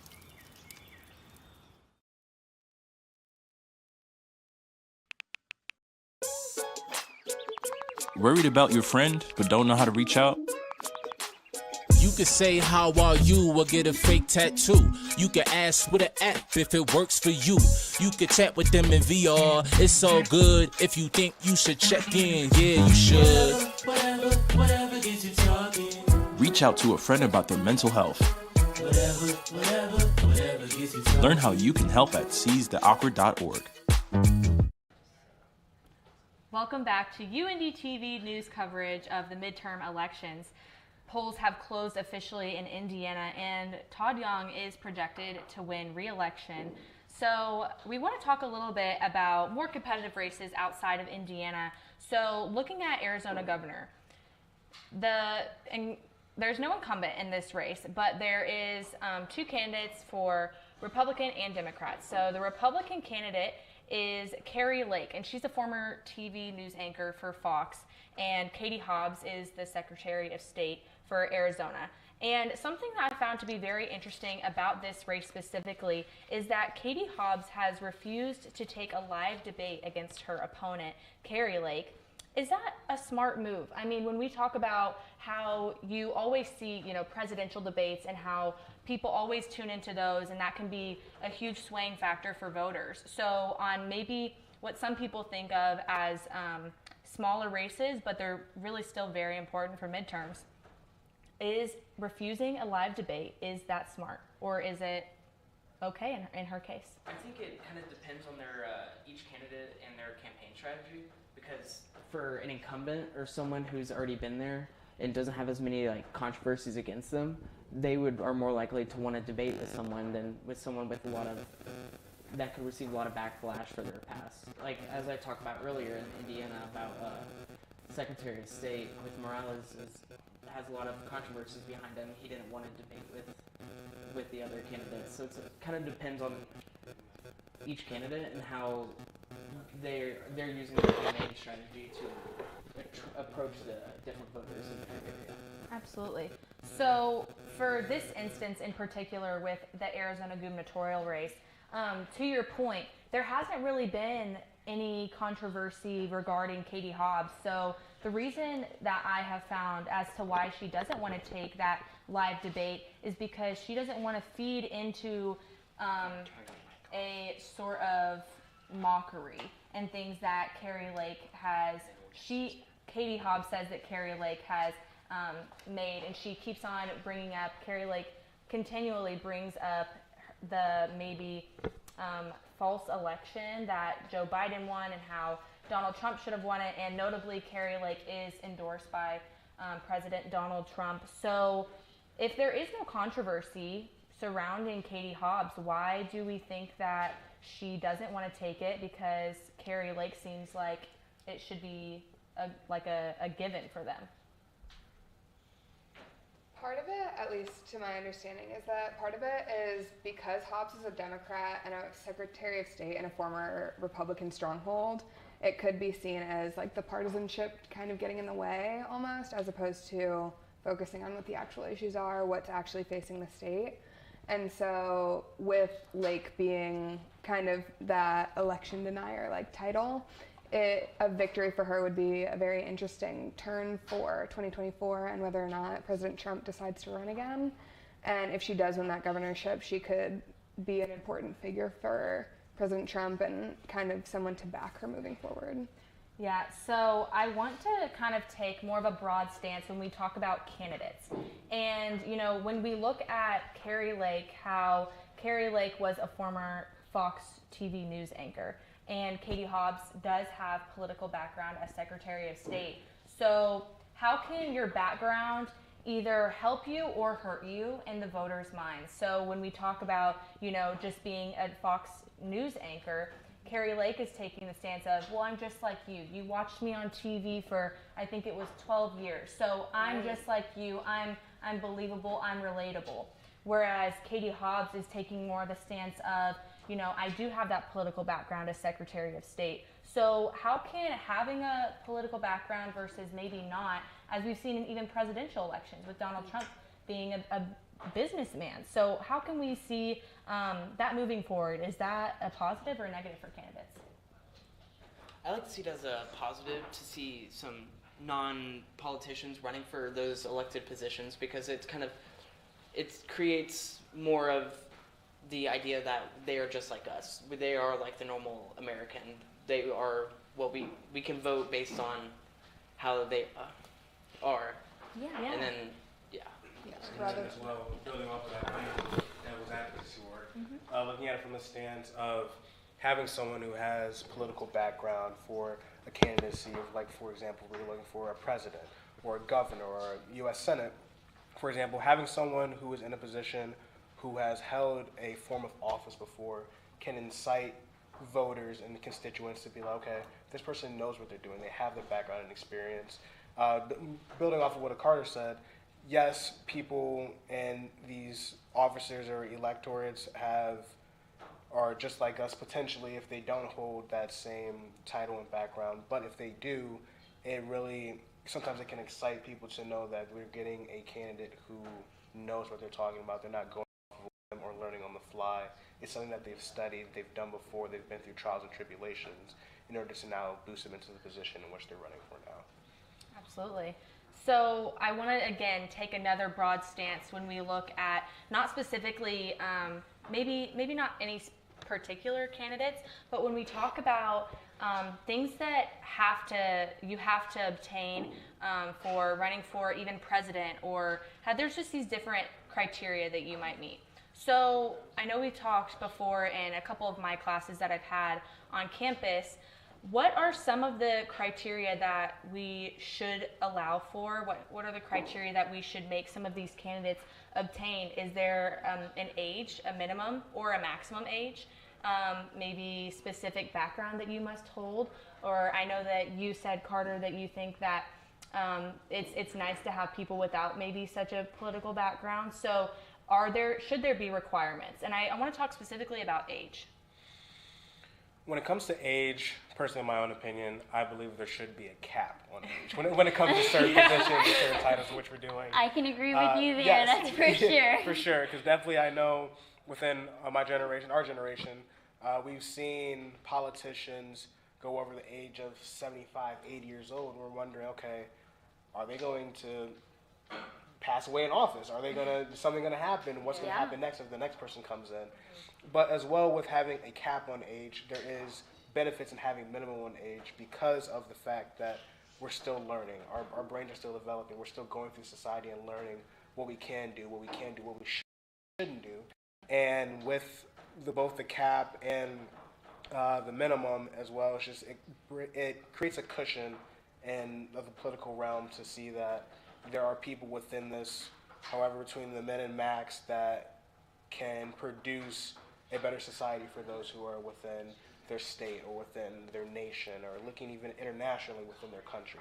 So I believe that's kind of the stance on age of how it can be beneficial, how it can't, and how everything all encompasses it together. So with you saying that, what do you believe would be a good minimum or a maximum? Just throw out a number.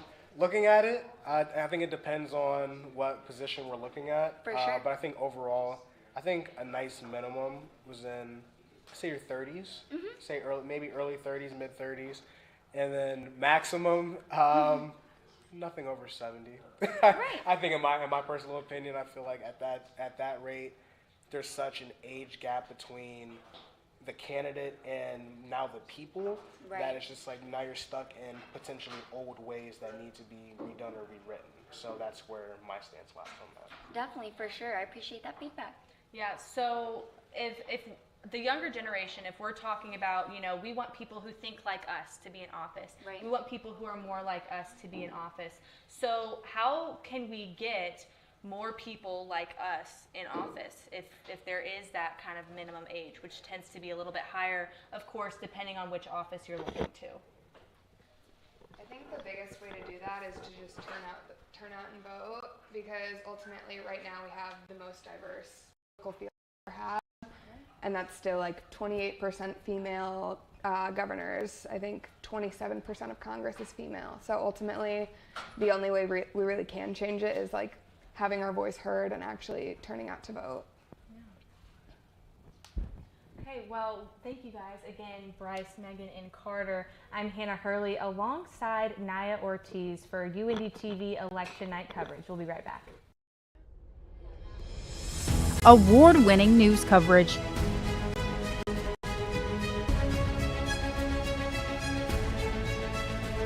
Brought to you by ethical journalists that care about you.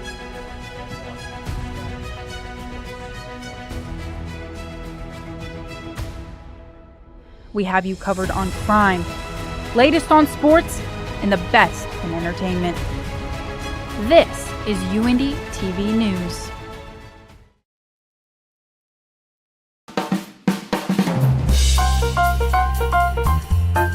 Hey, it's Giselle here on 88.7 WICR. 88.7 The Diamond, the only jazz and classical station in Indianapolis, completely led by the students of the University of Indianapolis. Listen to us on iHeartRadio, TuneIn app, FM radio, HD radios, or even on our website at wicronline.org, a different kind of public radio.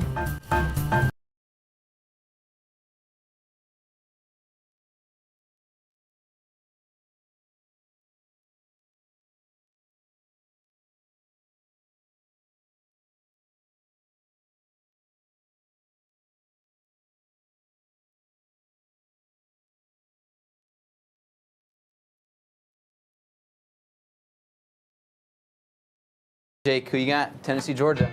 Georgia, easily, man. Come on, Tennessee's 8.5-point dogs. Easiest spread of all time. How? Because they're good. Georgia's played nobody. At least Georgia has a defense. Oh, come on. You're an IU fan. Your opinion doesn't matter. My opinion doesn't matter. The only thing you know as a Purdue fan is how to lose to a 15 seed in the March Madness tournament. We're bowl eligible, my guy. Are you? Make sure to tune in to Last Call Monday nights. We'll talk about Division I football, give you plenty of UINDY sports, some interviews in there as well, and then plenty of pro sports, whether it be NFL, MLB, the whole shebang. Yeah, and there's at least one guy that knows what he's talking about.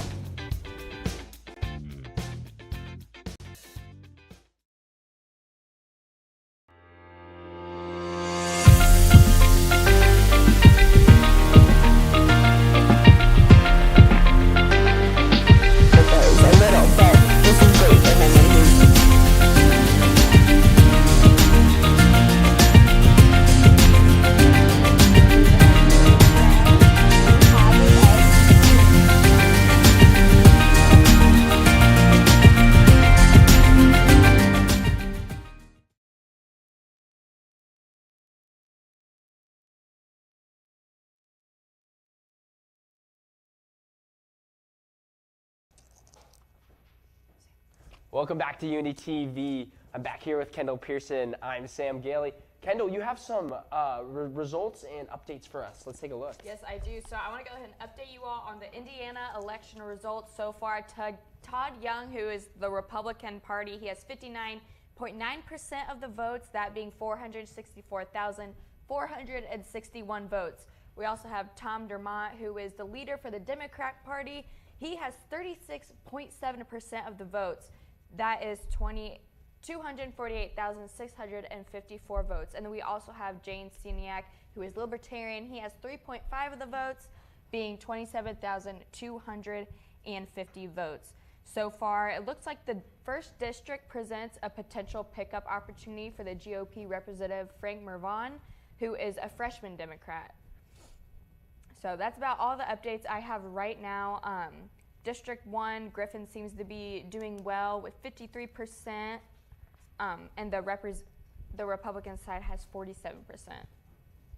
So let's talk about the state Senate and the state House of Representatives. I mean, obviously, lots of districts, lots of topics to talk about. One of those is the 7th district. Let's go in depth here about 2 representatives from the 7th district. Let's talk. Yes. I'll say some things about Andre Carson.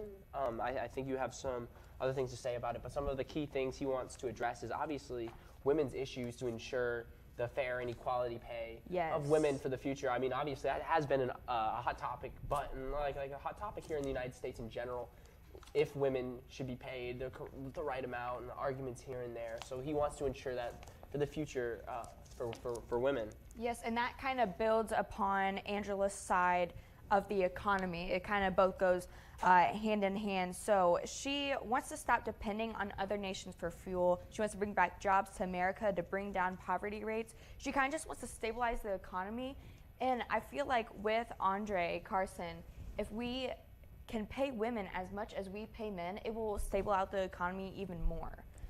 Yeah, I definitely agree with that. I mean, everyone in America should be equal. Yes. Votes are equal, so why shouldn't pay not be the same? Financial services as well. On Andre Carson, he wants to, credit card insurers to reduce interest rates and fees to help young adults, especially for us college students. Mm-hmm. We have a ton of loans and fees going into the future that's going to follow us for a good amount of our lives. So he wants to help ensure that on the more financial front. Yes, and building on that, I know Joe Biden is very adamant right now about the loan forgiveness. That is definitely a hot topic, whether you are a college student, maybe you're a parent paying for your student's college. I know that was a hot topic, and the bill is on hold right now, though, because honestly, the House just isn't taking Biden seriously on this. Nobody really knows what to think about. Yeah, on that, going off of that whole education piece and the whole topic of college and stuff. Andre Carson talks a lot about education and what he wants to do with it, what he wants to see in the future. One of those is increased funding for youth mentorship programs. When I was in middle school, I had one of those programs, and it really helped me shape the person I am today. So seeing that be one of his goals for his election, it's nice to see. Other items include increased pay for teachers. During the pandemic, that was a huge thing. Teachers saying they're not paid enough. They have to enforce all of these rules about COVID, staying 6 feet apart, regulating the classroom, making sure everybody has masks. They shouldn't have to do that on the salaries that they have. Yes, and with everything going on in America today, I mean, obviously this election was not going to go as planned. It is not going to be easy. This election day, voters are experiencing waiting times much longer than they are used to. But let's go to Wisconsin to see more.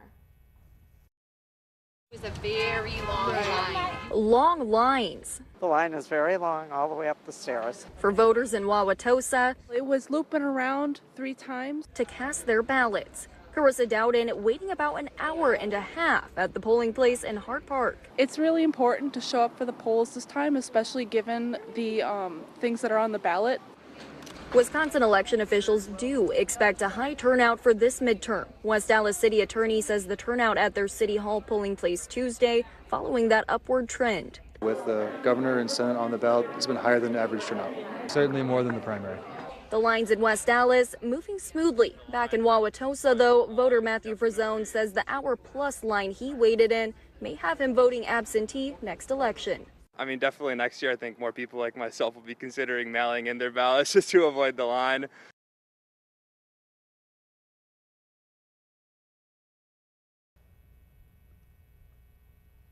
This is causing quite the frustration among voters, not only in Wisconsin, but around the country as well. So speaking of live updates, we're going to throw it to our field reporter in the Democratic headquarters in Indiana, Grayson Holt. Let's take a look. Thank you. The polls are now closed, and just a few minutes ago we heard from Joe Hogsett as he addressed issues as reproductive rights and voting rights. He then introduced Andre Carson to the crowd as a leader.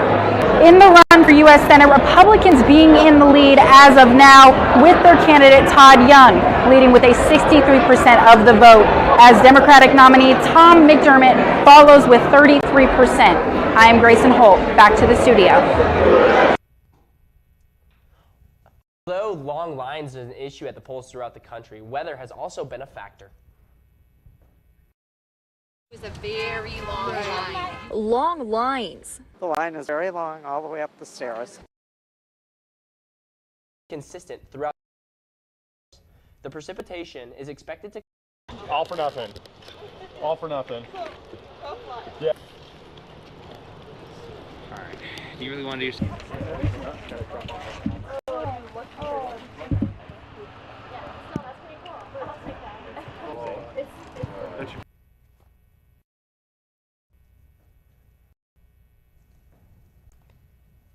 So, I mean, obviously with this election, a lot at stake, a lot of people being represented. For a lot of Indiana people, you know, like especially these waiting queues across the country. I mean, what are your thoughts on how long someone should be able to take to wait? Honestly, I kind of want to focus on the foreign policy of Angelina. She is supporting. We are going to break back here on UINDY TV. Thanks for joining us.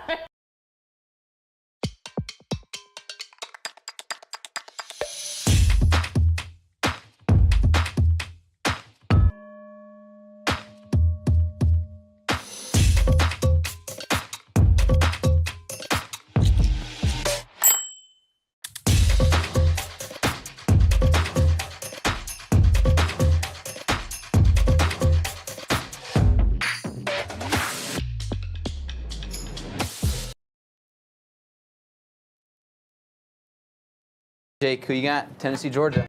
Georgia, easily, man. Come on. Tennessee's 8.5-point dogs. Easiest spread of all time. How? Because they're good, and Georgia's played nobody. At least Georgia has a defense. Oh, come on. You're an IU fan. Your opinion doesn't matter. My opinion doesn't matter. The only thing you know as a Purdue fan is how to lose to a 15 seed in the March Madness tournament. We're bowl eligible, my guy. Are you? Make sure to tune in to Last Call Monday nights. We'll talk about Division I football, give you plenty of UINDY sports, some interviews in there as well, and then plenty of pro sports, whether it be NFL, MLB, the whole shebang. Yeah, and there's at least one guy that knows what he's talking about.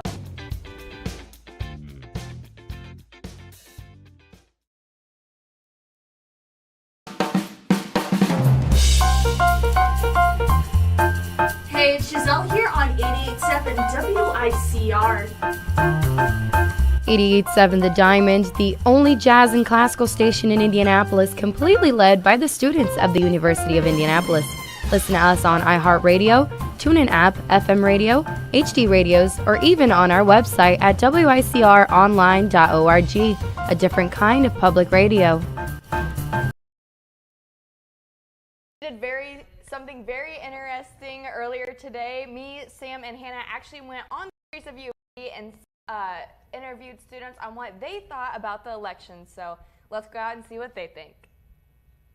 Hi, I'm Hannah Hurley, and I'm here with Sam. Sam. So are you aware of what's going on tonight? No. It is election night. Did you know that? Election night, yes. Yes, I did. Did you vote in this year's election? I did, yeah. I did early voting. You did? Okay. So absentee or just what? No, I went back to my hometown. Oh, cool. So do you know what we're voting for? Yeah, midterms. Okay, very good. Is this the first election you've voted in? First one, yeah. Congratulations. Thank you. Hello, I'm Kendall Pearson, and today I'm here with Drew Kreitzer. Drew, how are you feeling with midterms coming up? Are you feeling stressed or anything today? No, honestly, I'm just chilling. I'm a senior, and I've been through this a little bit, so I try not to over-stress about it, and whatever happens, happens, I guess. And do you know what today is? Tuesday, right? Yes, but... Election day, yeah. Right, so how are you feeling about midterms? Oh my gosh, you're talking about those kind of midterms. Thank you. Hi, I'm Hannah Hurley, and I'm here with Jamaya Cooper. Awesome. So do you know what's happening tonight? No. Are you aware that it is election night? No. Okay. So now that you do know it's election night, do you know what we are voting for? No. Okay. We are getting a new president. That is good. That's good? Yes. Why is that good? Because we need someone new. We do. So, do you know who's running tonight? No. Okay, it's Joe Biden again and Trump. Who are you going to vote for? Joe. Joe. Thank you. Hello, my name is Kendall Pearson, and today I am with Parker Lucas. Parker. How are you feeling with midterms coming up? I already took most of my midterms, so feeling pretty good. Just coasting. Good. Yep. And are you aware what today is? Election day. Yes, so how do you feel about midterms coming up? Midterms are... Thank you. Hi, I'm Hannah Hurley, and I'm here with Kaylin Cook and Joanna Fields. How are you guys feeling about midterms? Pretty good. I'm glad they're over with. Yeah. I also feel pretty good, pretty happy with how I did. Do you know what today is? No. It's election day, Kaylin. Oh my gosh. Sorry, I know that. So now, how are we feeling about midterms? Pretty good. Pretty good. Did you guys vote? I did not. I registered too late. I also registered too late, unfortunately. Thank you. Some interesting opinions and interesting input from our fellow UINDY students. I'm surprised how many didn't want to be interviewed for this. I know. I just went around. We asked people who wanted to be interviewed, and a lot of guys were kind of funny about it, and they wanted to just joke around. But, you know, all the women I talked to, they were not really wanting to. They did not want to be interviewed. They didn't even know what it was about. But I thought it was very funny how I brought up the midterms. Kind of did that on purpose because midterms had just ended. So I wanted to see how many people, if they went more midterms politically or for school. So I thought that was quite humorous. I know. It definitely was funny to see how many people thought we were talking about their midterm papers and midterm tests and stuff like that. With all the seriousness in college and all the seriousness with election night, it's just kind of fun to have, you know, some fun and joke around with people, especially on the college campus. So guys, when we come back, we're going to throw it back to our poli-sci table over there and stay with us next here on UINDY TV. Jake, who you got? Tennessee, Georgia. Georgia, easily, man. Come on, Tennessee's 8.5-point dogs. Easiest spread of all time. How? Because they're good, and Georgia's played nobody. At least Georgia has a defense. Oh, come on. You're an IU fan. Your opinion doesn't matter. My opinion doesn't matter. The only thing you know as a Purdue fan is how to lose to a 15 seed in the March Madness tournament. We're bowl eligible, my guy. Are you? Make sure to tune in to Last Call Monday nights. We'll talk about Division I football, give you plenty of UINDY sports, some interviews in there as well, and then plenty of pro sports, whether it be NFL, MLB, the whole shebang. Yeah, and there's at least one guy that knows what he's talking about.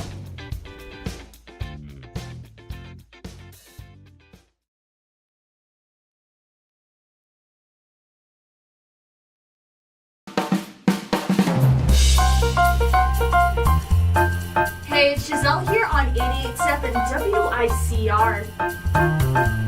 88.7 The Diamond, the only jazz and classical station in Indianapolis, completely led by the students of the University of Indianapolis. Listen to us on iHeartRadio, TuneIn app, FM radio, HD radios, or even on our website at wicronline.org, a different kind of public radio.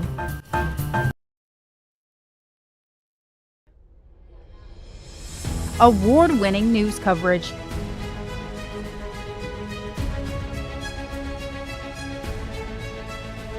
Brought to you by ethical journalists that care about you.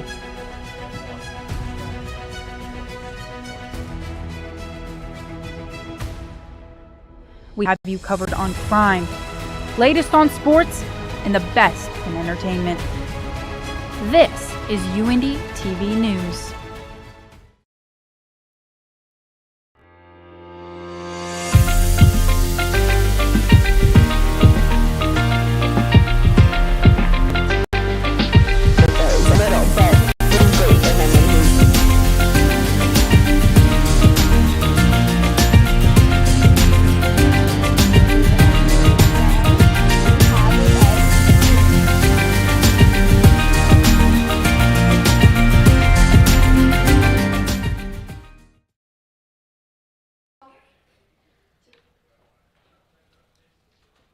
Thank you for joining us back here on UINDY TV's election night coverage. I'm Hannah Hurley. And I'm Nari Ortiz, back with our amazing poli-sci students. So to begin this discussion today, we're going to be looking at the Pennsylvania gubernatorial race, and it's between Josh Shapiro, who's representing the Democratic Party, and Doug Mastriano, representing the Republican Party. And Josh Shapiro is actually taking the lead with 78% of the votes, with having 417,000 voters on his side.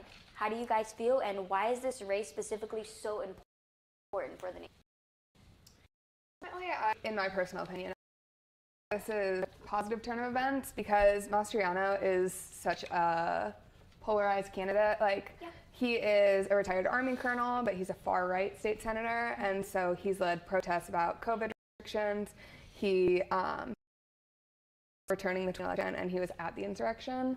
So I think having such a strongly polarized candidate kind of losing this one significantly, in my personal opinion, is a good thing, because ultimately to have such a strong left or strong right candidate kind of ostracizes a large part of society, because that kind of turns people away from politics. For sure. Yeah, so taking a look at the other end of Capitol Hill, we're going to look at the Pennsylvania Senate race. So that is between a working class man, Fetterman, and Dr. Oz. So I want to talk about where their differences may lie regarding campaign strategy, as well as the issues that they cover in their campaigns. Yeah, so kind of building on that, Fetterman having a stroke, he had some communication issues, he had some problems actually being able to campaign because he was recovering from this stroke and missed basically the main part of when you campaign and when you advocate for yourself. And Dr. Oz kind of tried to weaponize that in the way that he said, oh, he's not communicating his beliefs, he's not advocating for himself or whatever. And so it's going to be very interesting to see kind of how that's played on either side. Yeah, so as you mentioned, he did have a stroke about 6 months ago now, and as you said, he did miss the bulk of his campaign season. So how do you think that has affected his campaign?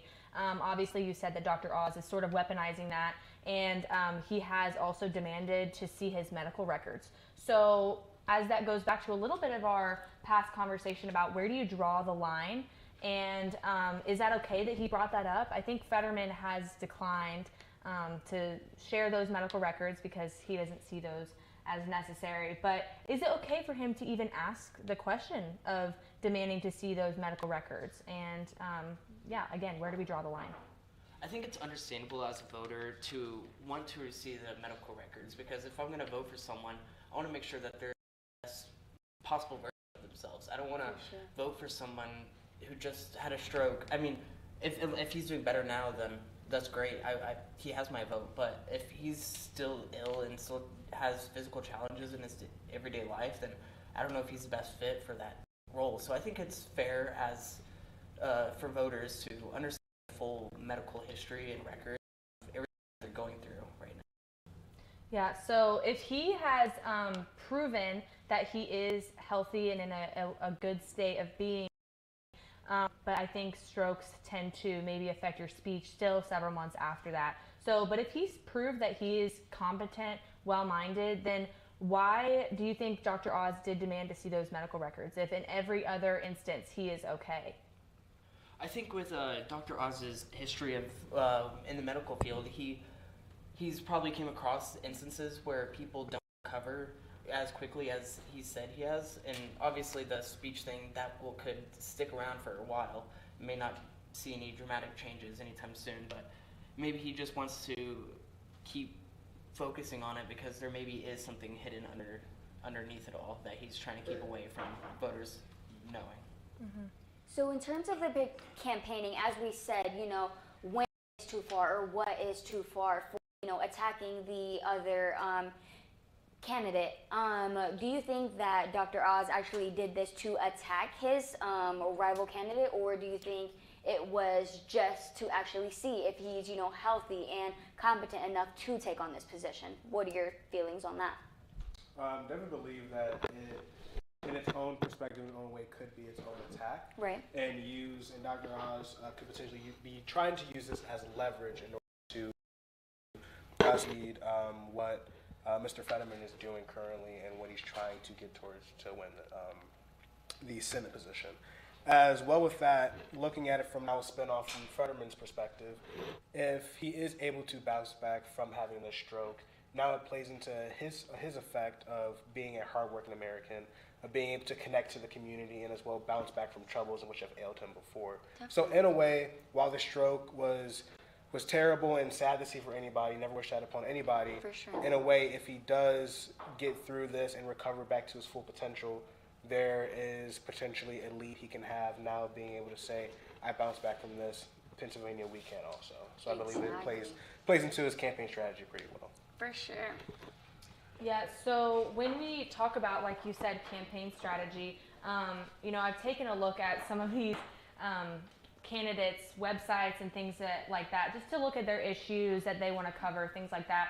And I think you brought something up really important, because Fetterman obviously did not ask to have a stroke or anything like that, but it is kind of playing into his campaign a little bit, because if you look at his website and the things, like even the pictures that he has, he has a raised fist and he has his sleeves rolled up, and so it kind of looks like he's right there with you. He's willing to fight it through. So in a way, do you think that, obviously, again, he didn't ask for this to happen, but do you think that in a way it's kind of propelling his campaign, as even though Dr. Oz wanted to weaponize it? I personally believe so. I believe it is propelling his campaign strategy and propelling his campaign in general, just because we look at a day-to-day American, day-to-day life. Outside of Dr. Oz, Dr. Oz he's a TV personality. He's a doctor, for example. Right. And as well as that, he's just very well known. The average American, not really well known.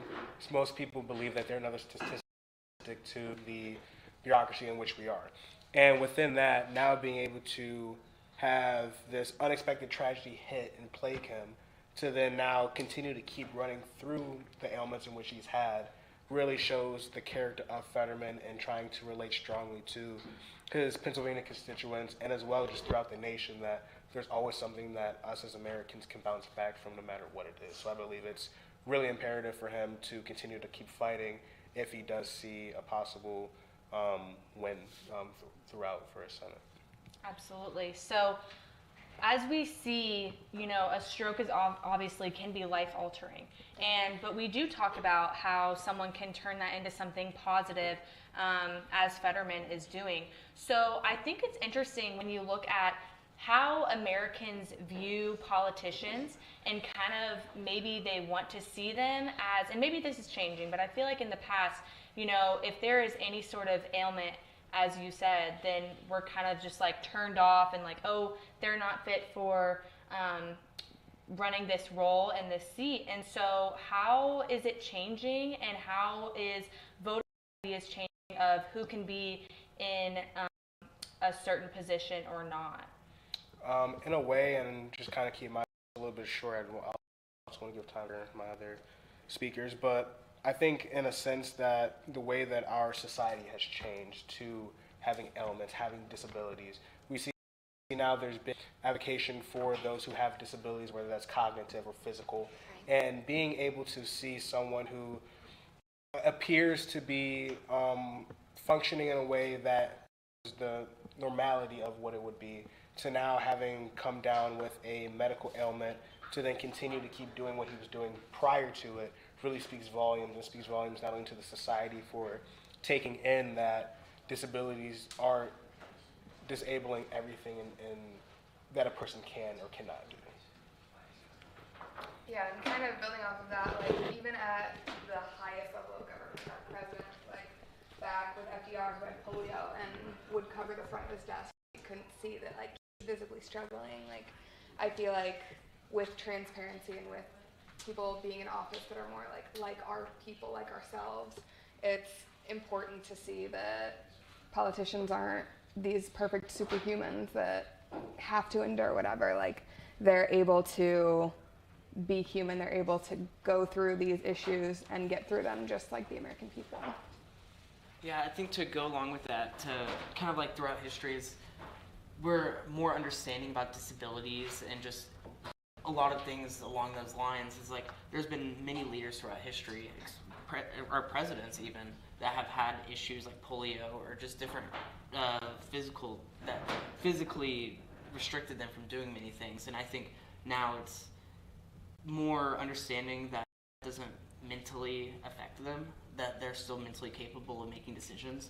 So I think that as time shifted, we're more understanding of just all disabilities as a whole, which has influenced with the way we vote in elections. Thank you guys. Those are all really good points. So thanks again, Carter, Megan, and Bryce. And of course, alongside Naya Ortiz, we will have more for you guys when we come back on UINDY TV's election night coverage. When I was in foster care, I never knew when I would have to move. So I always had my suitcase ready to go. Then one day I was adopted. My new parents opened their hearts and home to me. My parents cook my favorite breakfast for me every morning.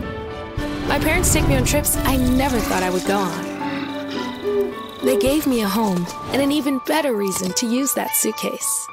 My parents aren't perfect, but they're perfect for me.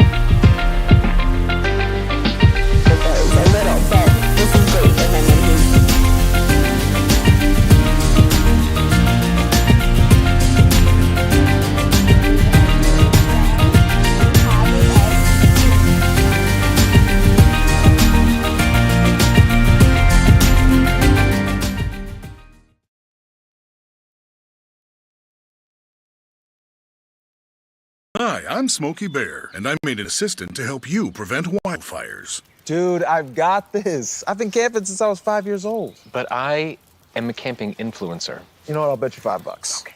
Assistant Smokey, what is the best way to put out a campfire?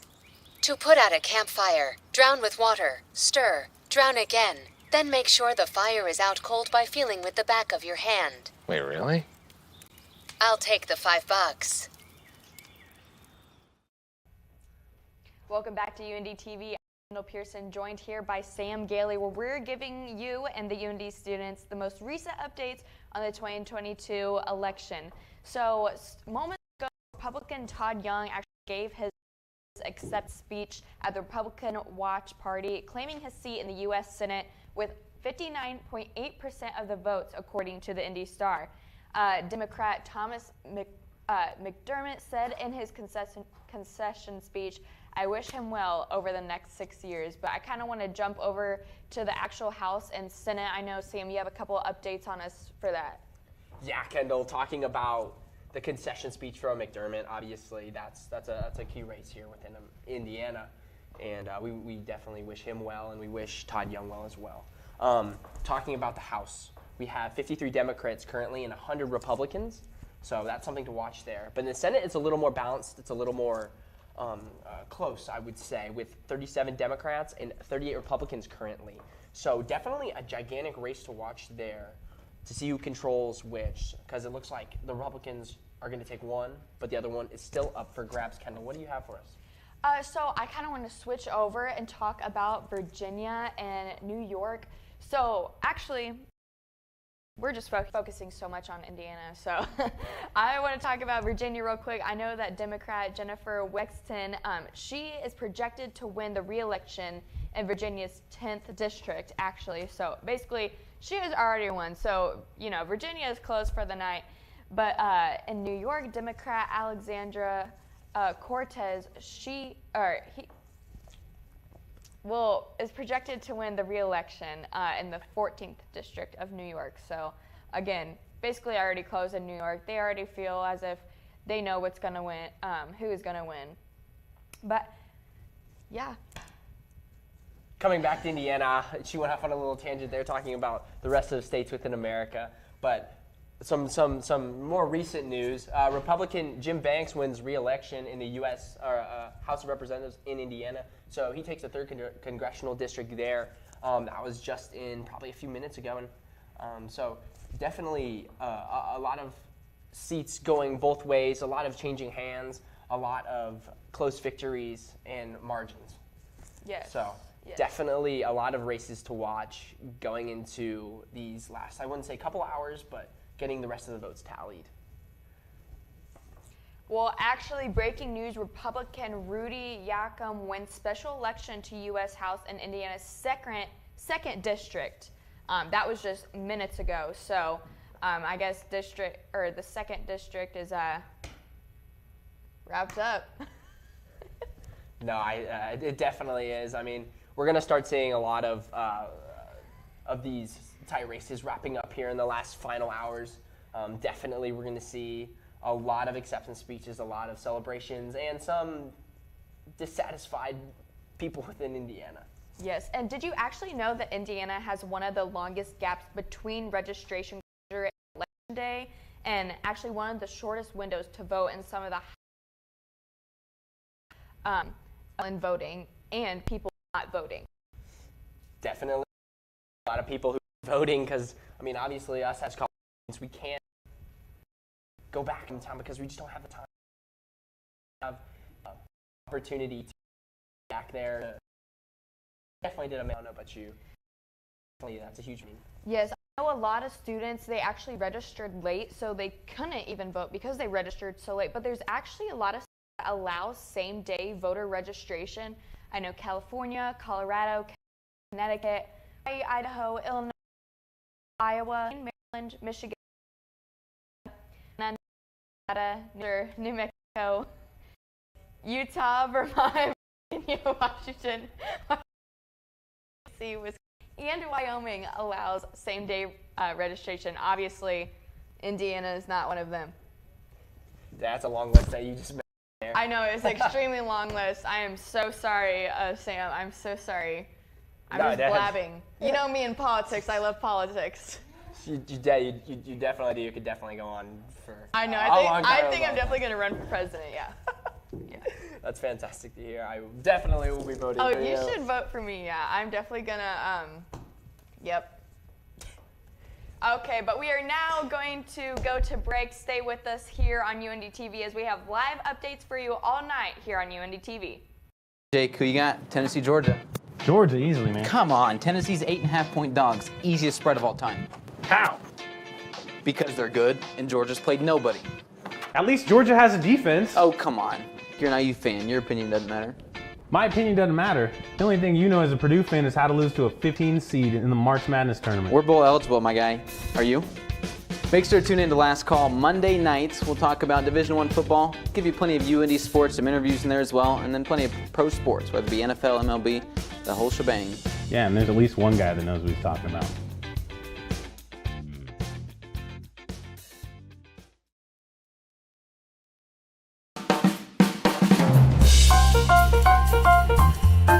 Hey, it's Giselle here on 88.7 WICR.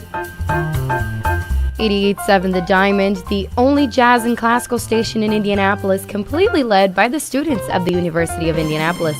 Listen to us on iHeartRadio, TuneIn app, FM radio, HD radios, or even on our website at wicronline.org, a different kind of public radio.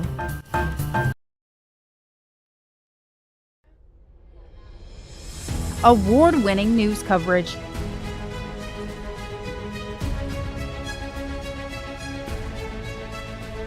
Brought to you by ethical journalists that care about you.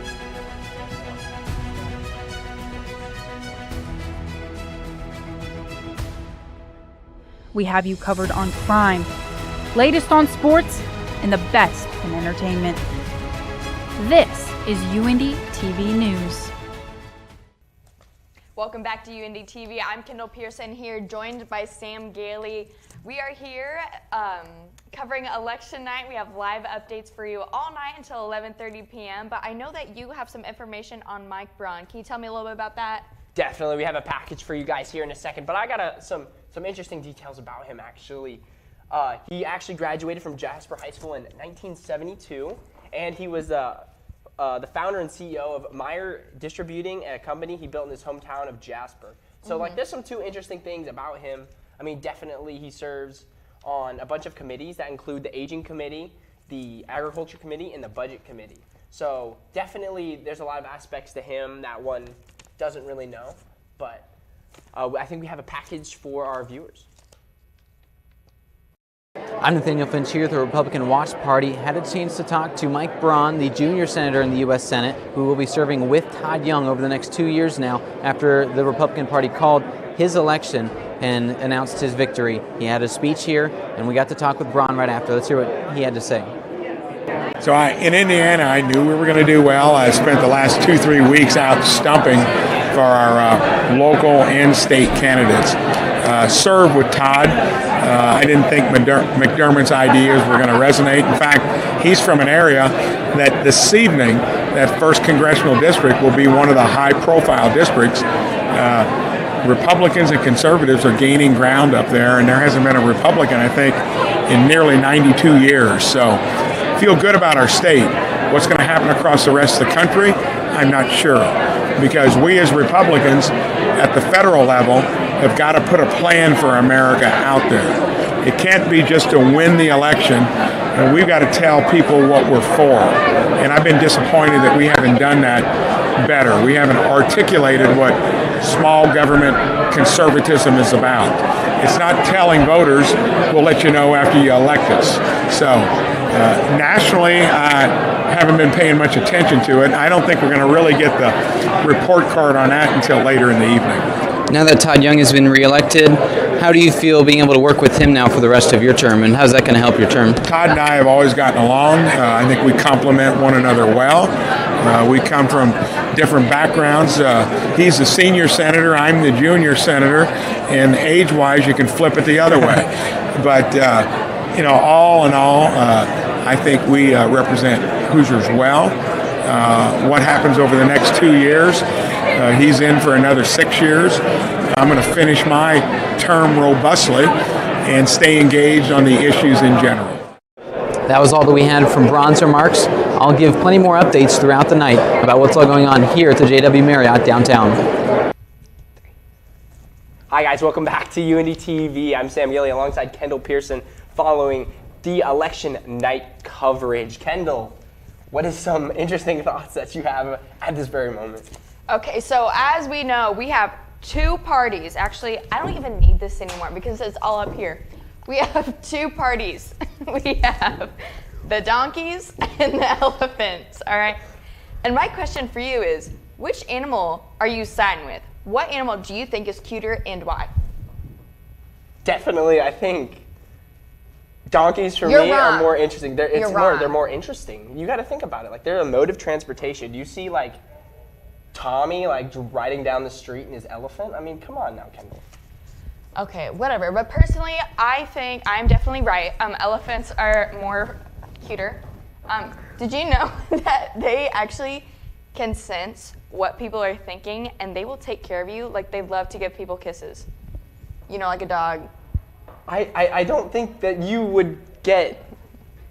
Okay, but we are actually going to go to people on the street, people who went and interviewed UINDY students about what they think about the election tonight. Stay with us.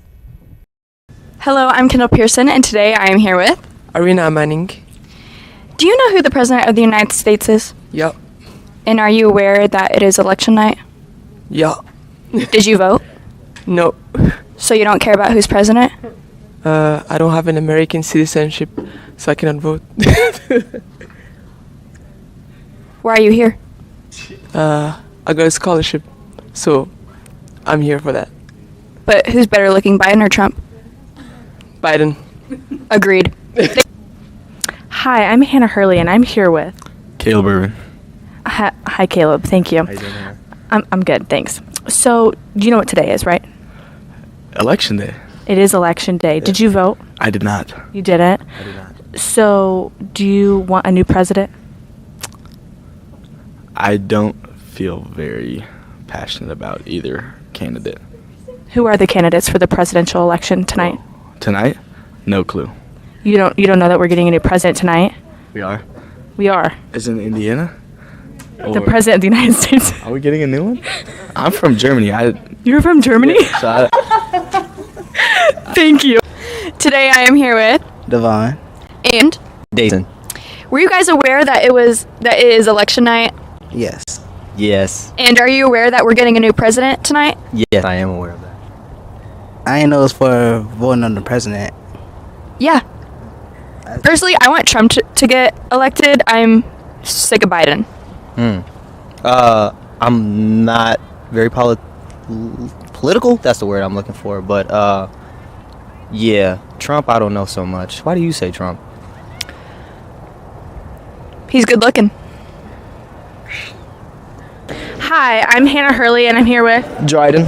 Dryden. Okay, so are you aware that it is election night? Yes. You are. Okay, so do you know who's running? No, I do not. No. You don't? Okay, so do you know what congressional district we're in right now? I cannot tell you. No. You couldn't tell me. Are you from here? Not from exactly here. From Anderson, so different county, but from here basically. Have you ever voted in an election before? No, I've not felt educated enough to vote in an election. Okay, thank you. I'm in Switzer right now with. Moniolua. Did you know that it was election night? Yeah. Did you know that we're getting a new president tonight? President where? Wait. Of the United States. No, we're not getting a president today. To UINDY TV election night news coverage. Unfortunately, Carter Ward had to step out a little bit earlier, but we are still joined by poli-sci majors Megan Tadovich and Bryce Logan. I'm Hannah Hurley. And I'm Nair Tees. To begin this discussion now, we're going to be heading towards the Oregon gubernatorial race. And we have for the candidates Tina Kotek representing the Democratic Party, and Betsy Johnson representing the Independent Party, and Christine Drazan representing the Republican Party. And it is very surprising actually because Tina Kotek will be the first openly lesbian governor if she actually wins the gubernatorial race. And Oregon currently has an openly bisexual governor, Kate Brown, I believe. And so looking at this race as a whole, it is seen to be a toss-up race between Kotek and candidate Christine Drazan. But what I want to focus on is why is all this significant when it comes to descriptive representation? Yeah, so ultimately descriptive representation is the idea that you want to elect people that look like you, that have the same characteristics or experiences that you might have. And so kind of a theme of like things we've been talking about is we've been electing these people because we resonate with them, because they are like us. And so this race is so monumental because it's not just here is the stereotypical straight white man, it's the first openly bisexual female governor of I think 9 governors in the nation right now, which out of 50 is not a huge number of females. And then the fact that an independent is even a possibility for the fact that she has such deep-pocketed supporters. And then also the idea that Oregon has been a notoriously liberal Democrat state, so the fact that there's even a GOP candidate that's a possibility is significant. And then obviously an openly lesbian governor would be monumental. And so it's just like the idea of actually making steps towards our government looking like the people they represent. Absolutely. So you mentioned a really good point about the independent candidate Betsy Johnson and how it's her deep-pocketed voters that have gotten her to the position that she is. So why is this so surprising, and how can we kind of look at it in the sense of like make it make sense essentially? Mm-hmm. So ultimately we live in a 2-party system. It's right. Democrats, it's Republicans. So the fact that an independent even has a place is huge, and it kind of shows how significant the money of the election is.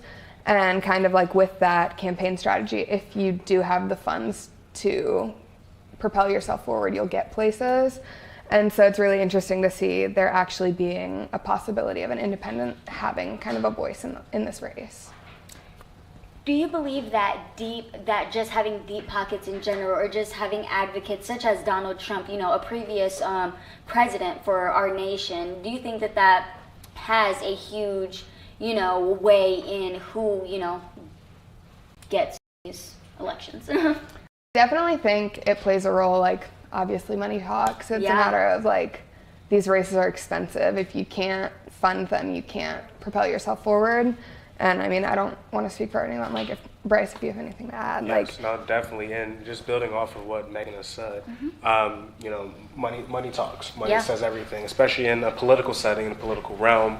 But with it being so significant that she is an independent runner and doesn't have the party backing of the Democrats or the Republicans, really speaks for who's advocating for her and why they're advocating for her, and whether that's her message or what they see that she can do towards the future of Oregon. And just with speaking on that and the representation standpoint as well, just going back and tying that back in, it's important that people see themselves represented in a political setting, because now we're in an era in which people want to see more representation, whether that's sexuality, that's ethnicity, racially, and just being able to know that there are leaders within such a diverse nation who isn't and aren't the typical and stereotypical white straight males is very important as we propel ourselves more into the future. Definitely. So is this kind of a special case, when we talk about how, of course, we do live in a two-party system, and it is surprising for us to see an independent candidate being so high in the polls. So is this a special case, or are we going to start to see this in other elections across the board? I believe in this aspect currently, it is a little bit of a special case with Oregon being so liberal in a sense of society and how they move socially. But I believe as things continue on, as our society progresses and becomes more progressive, I believe that more independents and more people who look like us, who speak like us, who have had experiences like us, will begin to find themselves in a political realm to represent those who are all-encompassing of what they believe. Absolutely. So again, thank you so much, Bryce Logan, Megan Tadovich. I'm Hannah Hurley, and Naya Ortiz here with UINDY TV election news coverage. We'll be right back.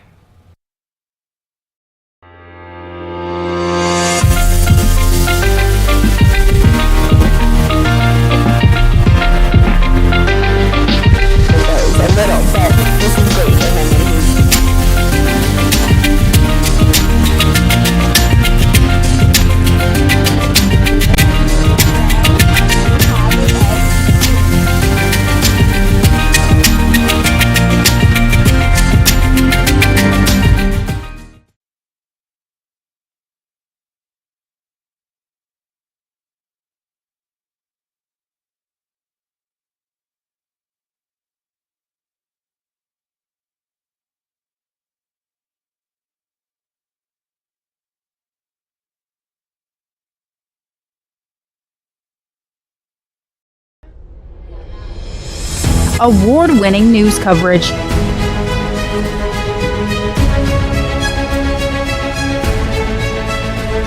Brought to you by ethical journalists that care about you.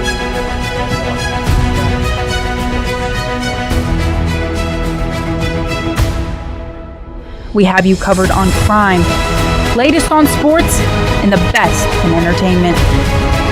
This is UINDY TV News.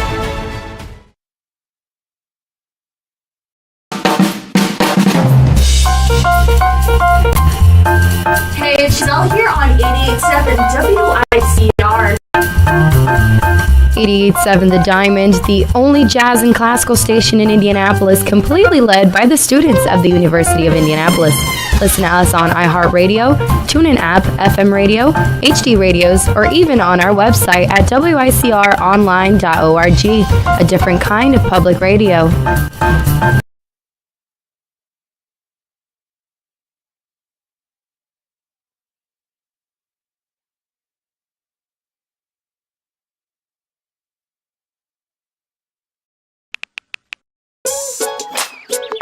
Worried about your friend but don't know how to reach out?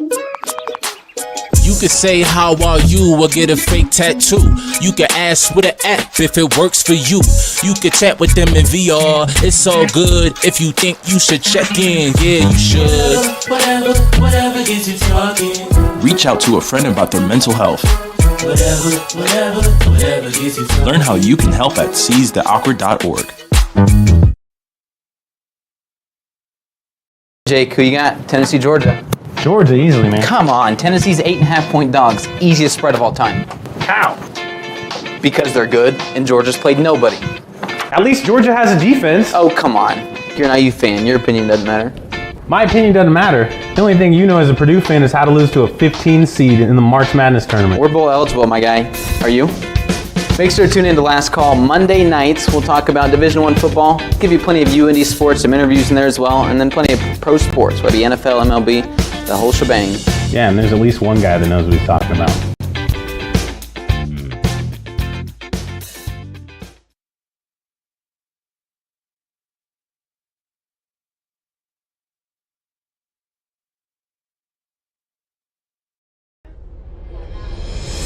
Award-winning news coverage.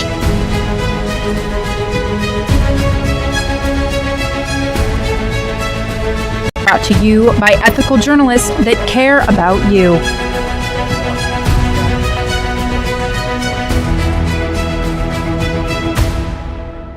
We have you covered on crime, latest on sports, and the best in entertainment. This is UINDY TV News.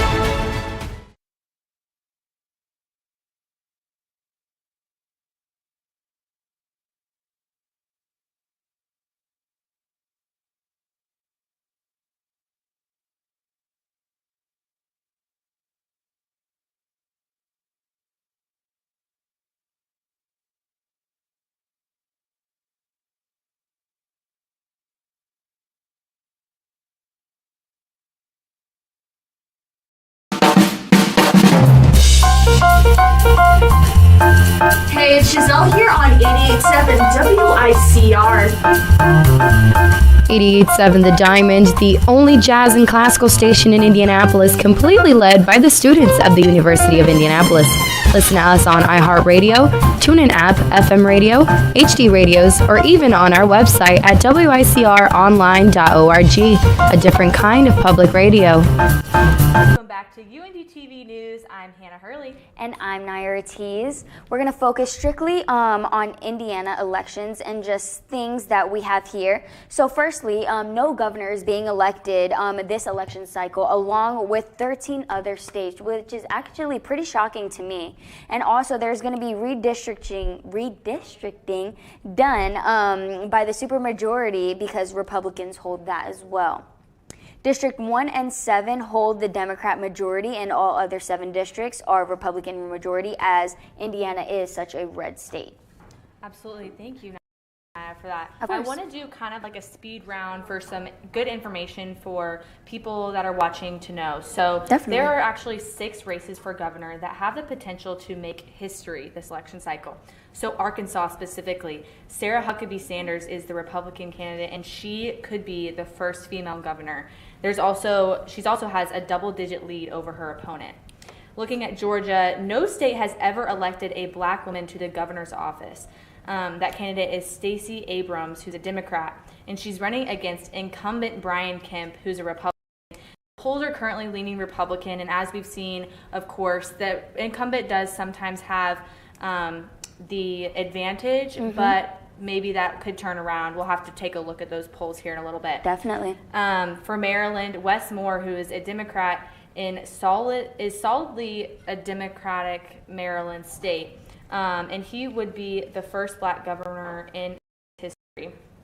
Additional races happening in Maryland. Lieutenant Governor Aruna, who's a Democrat, would be first Asian American to hold a statewide office. Attorney General Anthony Brown, who's also a Democrat, would be first African American elected to an office. And Comptroller Brooke Learman, who's a Democrat, would be the first female comptroller as well. Looking at Massachusetts very quickly, Attorney General Maura Healey, who's a Democrat, running to fill the open seat for governor, and Republican Charlie Baker is outgoing, would be the first female governor as well. Lieutenant governor previously served for a small fill-in term 2001 to 2003, so she does have some of that political background as well For sure. in that spot. In New York, Kathy Hochul is already the first female governor, but she would also be the first-time voters who could vote for her for that role, which is a little bit different from how she came in. And she has the assumed office over Andrew Cuomo because he resigned in 2021.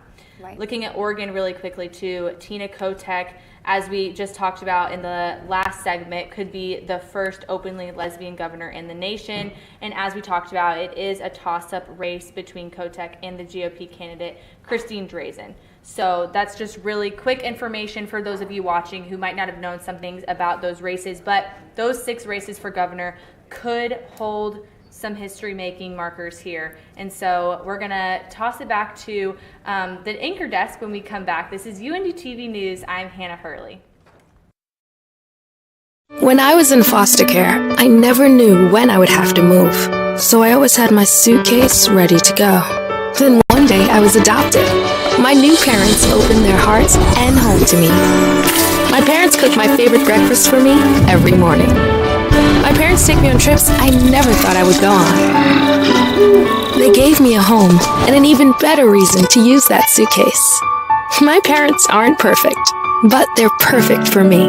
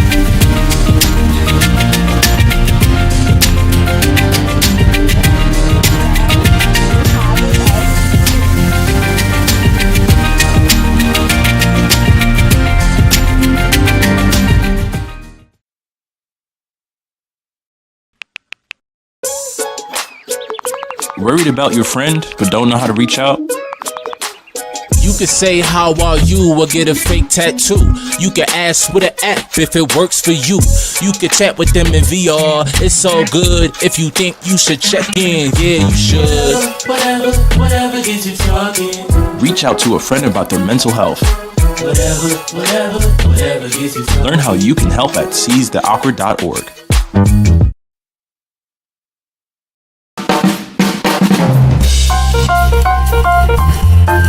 Hey, it's Giselle here on 88.7 WICR.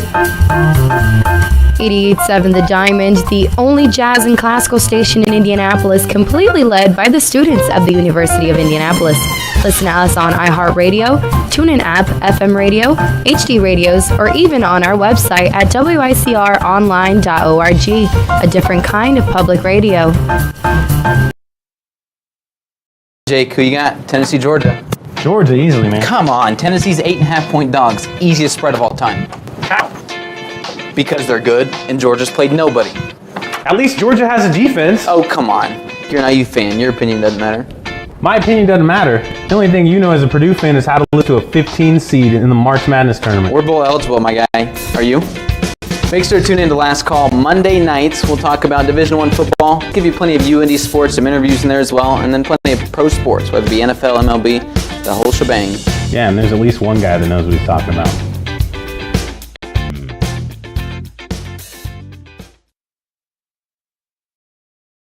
When I was in foster care, I never knew when I would have to move. So I always had my suitcase ready to go.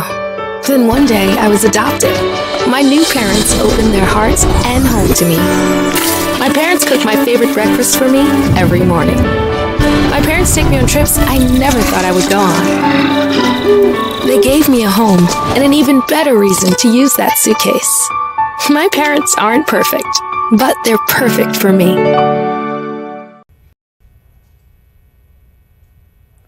Welcome back to UINDY TV News, live election coverage all night long. I'm Leah Williams. And I'm Derek Jones. Taking a look at nationwide races, Rand Paul is projected to win the race for the Kentucky Senate seat. And in Alabama, it is projected that Republican Kay Ivey will stay in the governor's seat. It is also projected that Ron DeSantis will remain in the governor's seat as he wins re-election in Florida. Indiana is reporting that all seats have been except for District 1. We are seeing District Rhodey will take the seat with 74% of the vote. In District 3, Republican Jim Banks has 66% of the vote. District 4 has Republican Jim Byrd in the lead with 71%. And in District 5, Republican Victoria Spartz has 61% of the vote. Republican Greg Pence has 67% of the vote in District 6. In District 7, Democrat Andre Carson has 66% of the vote.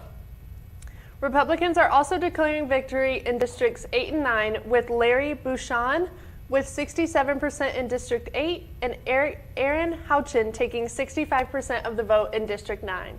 There's still to be a battle over the Secretary of State position with Republican Diego Morales with 54% of the vote and Democratic Destiny Wells at 40% currently.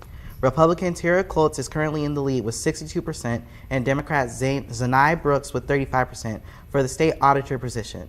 Then for the Treasurer of the State position, Republican Daniel Elliott is in the lead with 62% and Jessica McClellan is 38%. Let's join Nathaniel from the Republican headquarters in downtown Indianapolis. I'm here at the White River Ballroom at the JW Marriott here in downtown Indianapolis at the Republican Watch Party where we just heard Senator Todd Young speak. I've got that here. Let's hear what he has to say. And thank you, Indiana!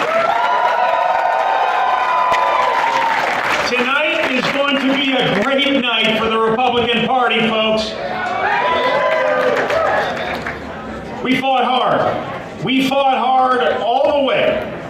Because we have never doubted, we have never wavered in our belief that in a free nation with free people, anything is possible.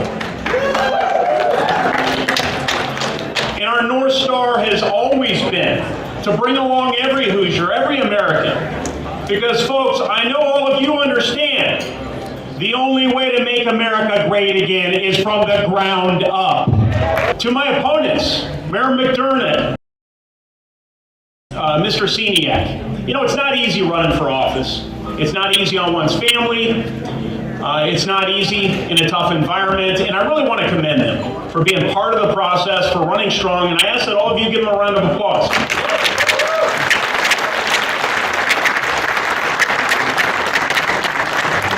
And to their supporters, I'll carry this message to the 92 different counties around Indiana in coming months and years, but I simply say to them, thank you. Thank you for the privilege of representing you.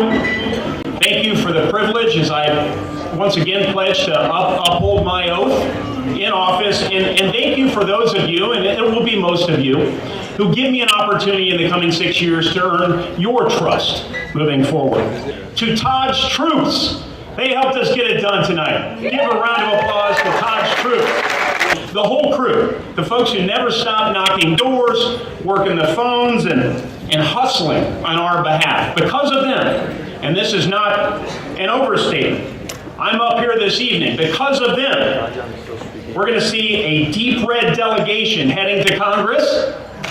Yes?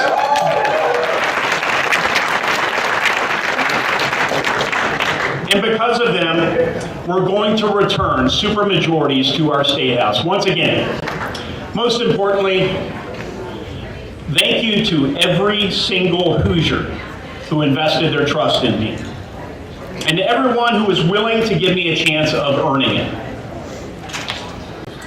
I'm going to work tirelessly over the next 6 years to ensure that I live up to your high expectations, to ensure that we yield the sort of accomplishments that you deserve. Not rhetoric, but results. And it's an early night for us because this administration has made what I would describe to my children as some bad choices. Coast to coast, we know that Americans are poised to send a defiant message. Stop the reckless spending and start enforcing the laws. This Marine is ready to go back to Washington to fight against the Biden-Harris agenda wherever necessary. But I'm also ready to work across party lines to conquer America's challenges and to defeat our enemies abroad. When all the votes are finally tallied, I think the data is going to show pretty plainly that when we Republicans present an optimistic vision for the future of an America more strong and more free, we win in record fashion. Let's not overlook that conclusion. And let's get back to work on behalf of the great American people in the great state of Indiana. Thanks so much. God bless. Young was elected to the U.S. Senate in 2017, following 3 terms in the U.S. House of Representatives. He will now continue to serve another term after his victory tonight in the U.S. Senate. I'll have more updates throughout the evening from the Republican Watch Party. Thank you so much, Nathaniel, down there at the Republican headquarters, and welcome back to UINDY TV News Roundtable, which is no longer the actual poli-sci roundtable. Our poli-sci students have departed, but we still have a lot of information here for you guys. I'm Hannah Hurley. And I'm Nair Ortiz, along with our new guest. I am Derek Jones. And I'm Leah Williams. Thank you so much for that. So in recent discussions, we've really been talking about how the 2022 midterm elections are really changing diversely in terms of the candidates who are running. As mentioned before, we could potentially have individuals in seats who have not been represented in offices before, such as an openly homosexual female who's running for governor, and an African American who's also running in office, and also an Asian American. So it's really not being the stereotypical white straight male who has typically ran before for years. How do you guys feel on this? Well, I think it's really a great thing to see more diversity. And as we talked earlier with the poli-sci students, I think that they were saying that that is helping with having more of people of our generation represented, which I think could maybe draw out future potential voters. And so maybe we'll see that in voting polls later tonight when we get results. And I also feel that now, you know, this changing society that we're now in is becoming more accepting of others who don't look like us, or don't have the same, or don't hold the same beliefs as us. So I really think that that's great. And as you said, we'll get the younger generation, such as us, to vote more, as we do have one of the lowest voter rates in the country. Yeah, so I think kind of bridging that gap between the younger generation, our own generation, thinking, okay, we need change, we should be the ones to enact change. But I think that our generation is probably, like you said, the lowest voter turnout. So kind of bridging the gap between, you know, allowing people of our generation to know that their vote does matter. I think that that's going to be something huge, and hopefully we'll see it in this election, and hopefully in the coming years to see that as well. I think especially with this election, if we do see the turnout that we're expecting from younger voters, it will eventually roll over into the future.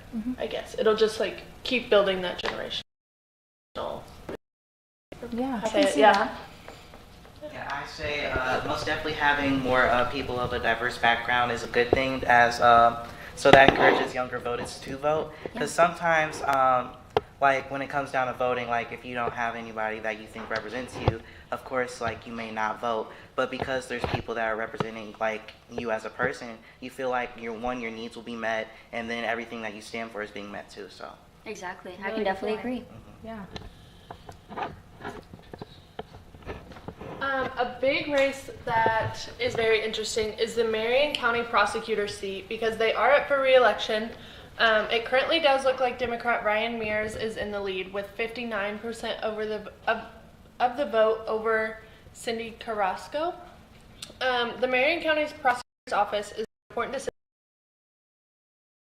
of the and marijuana laws that are currently in the General Assembly. The prosecutor can decide if they want to prosecute over those crimes. The anti-abortion law is still on hold because of appeals, but if it does pass, there is questions as if a Democratic prosecutor will enforce it. What are your guys' thoughts on having this split between a Republican General Assembly and Democratic prosecutor? I mean, I think we were talking about it earlier. Sometimes, you know, having a split is going to be how you get things done, which isn't maybe like the normal thought. You might think, okay, if it's all in one party control, then they might be able to push forward their beliefs. But Right. there's always those checks and balances somewhere that come into play. Yeah. And so, you know, when you talk about having a split, maybe it is going to bridge room for compromise and things like that, you know?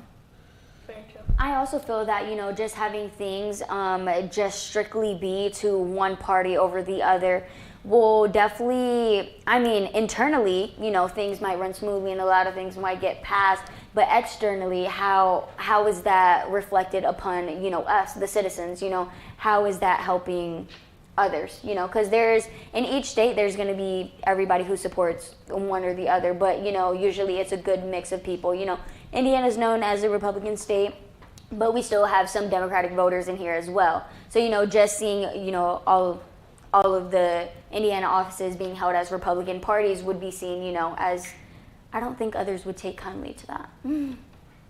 Yes. Yeah, I say that basically having like a split like party, well, not a party, but like office. Thank you. Sorry. No problem.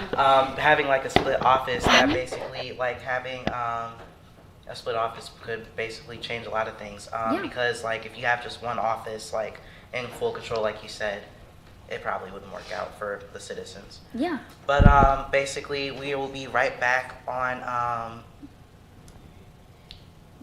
UINDY TV.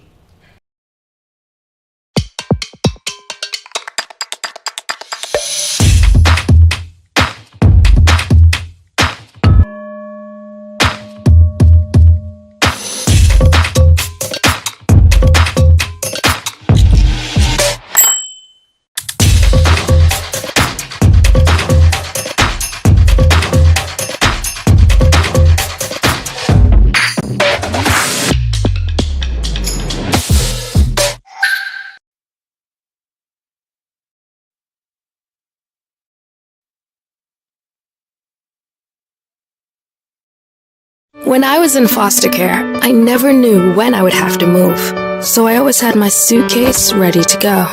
Then one day, I was adopted. My new parents opened their hearts and home to me. My parents cook my favorite breakfast for me every morning.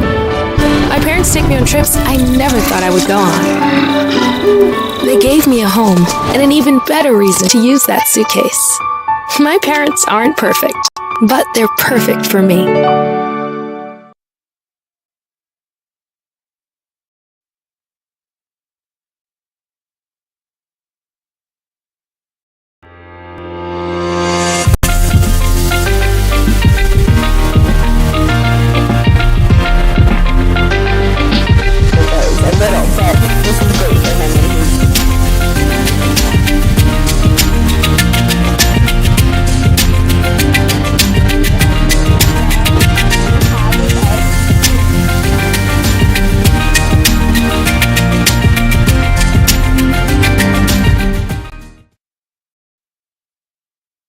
Hi, I'm Smokey Bear, and I made an assistant to help you prevent wildfires. Dude, I've got this. I've been camping since I was 5 years old. But I am a camping influencer. You know what? I'll bet you $5. Okay.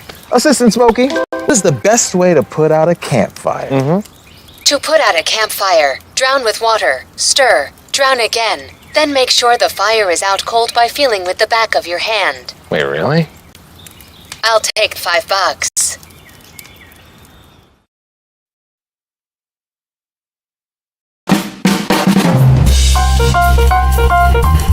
Hey, it's Giselle here on 88.7 WICR.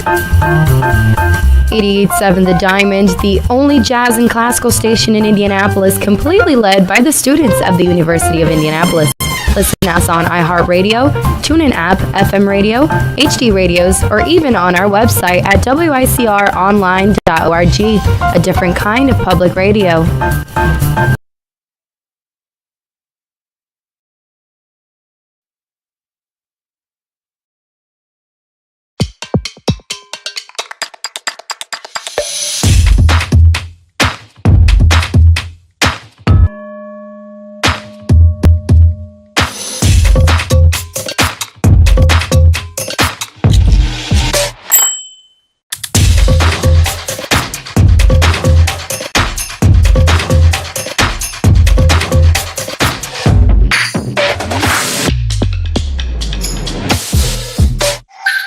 Thank you so much for joining us back here on UINDY TV at the Poli-Sci table. I'm Naya Ortiz. And I'm Hannah Hurley, and I had the incredible opportunity of sitting down and talking with Dr. Laura Wilson, who is a political scientist here at UINDY. Let's take a look at the interview. Good evening and welcome back to UINDY TV with our election night coverage. I'm Hannah Hurley and I'm sitting here with Dr. Laura Merrifield Wilson. Thank you so much for being with us tonight. My pleasure. Thank you for having me. Of course. So I would just love to hear a little bit about maybe your political background, why you're so interested in politics, and why you are here with us tonight. Sure. Well, I'm a political science professor, and I really focus on campaigns and elections. So this is my most exciting time of the year. But I got interested in that actually when I was an undergrad, because I graduated in 2008. And at the time, that was a really exciting election. I knew Democrats and Republicans, people that were really involved. And I was graduating from undergrad, but I recognized how important the campaigns were and how momentous that election was. I always laugh because my professor said that was a really crazy election. We were never going to live to see another one quite like that. I think after 2016 and 2020, I can disagree with them there, but it's exciting to be able to talk to students about the election and to highlight why this is important for voters. Absolutely. So U.S. presidential elections are arguably the biggest worldwide news, at least for United States, every 4 years. So what happens in these midterm elections, and why do we need to be paying attention? Well, all the seats in the U.S. House, that's 435 seats, are up for grabs, and a third of the 100 Senate seats are, including one that we have here in Indiana. But it's really important because a lot of times these are seen as a referendum on the president. So though congressional midterms don't get quite as high turnout, and a lot of times people don't pay attention to them in the same way, this is really important as the 2-year benchmark for President Joe Biden and the Democrats that have enjoyed unified government at the federal level. This is our opportunity to see how they're doing, how voters feel that they're doing, and especially with important issues like inflation and abortion on the ticket. These are important issues that voters want to be able to have their voices heard.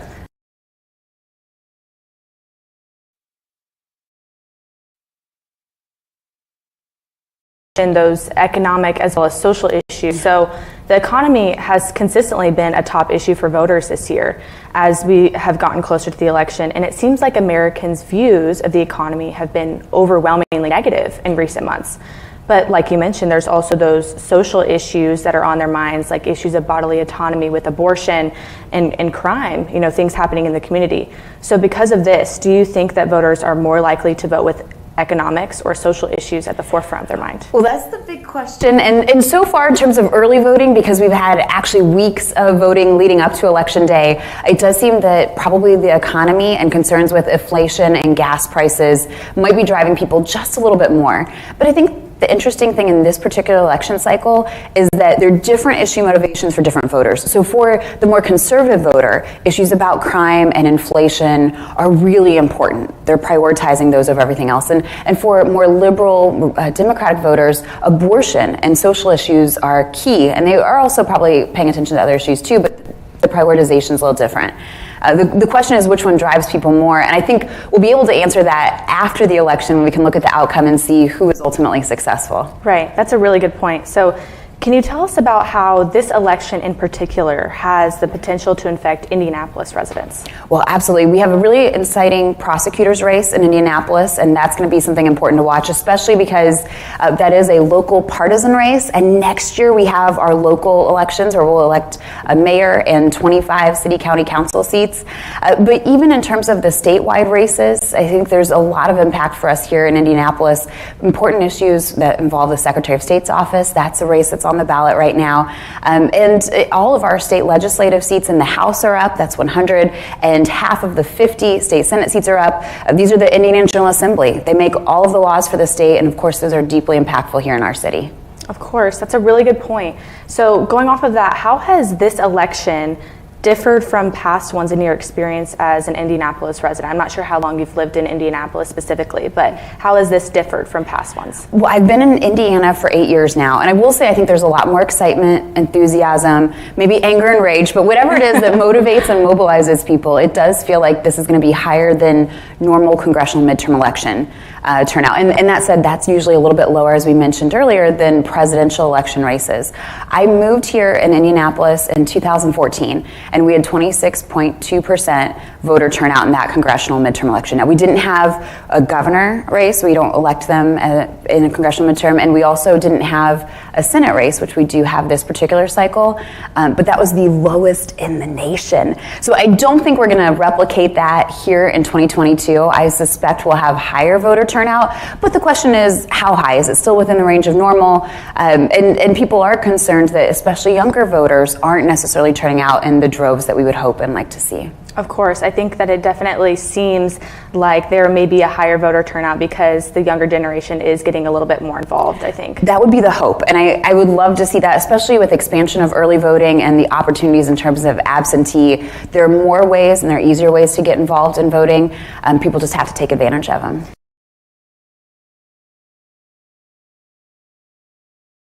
So glad that I had the opportunity to sit down with Dr. Wilson. She gave just some really good insight and basic information about why we should be paying attention to this midterm election and why it's just so important. So how do you guys feel about it? Like, do you think that it is important as she says it is? I could definitely agree with her that it is very, very important because everybody pays attention to the presidential elections. Like, yes, we definitely want to vote for our president and, the head of office of our nation, for sure. But these midterm elections, I really do feel like, as the professor mentioned, really goes unnoticed. And it really does make a huge impact on what our nation is, to this day and how it is represented presently. So I definitely do feel like Gen Z does need to hear this message, and it does need to get spread, and more awareness needs to be brought to how important these elections really are and how they do affect, our nation as a whole.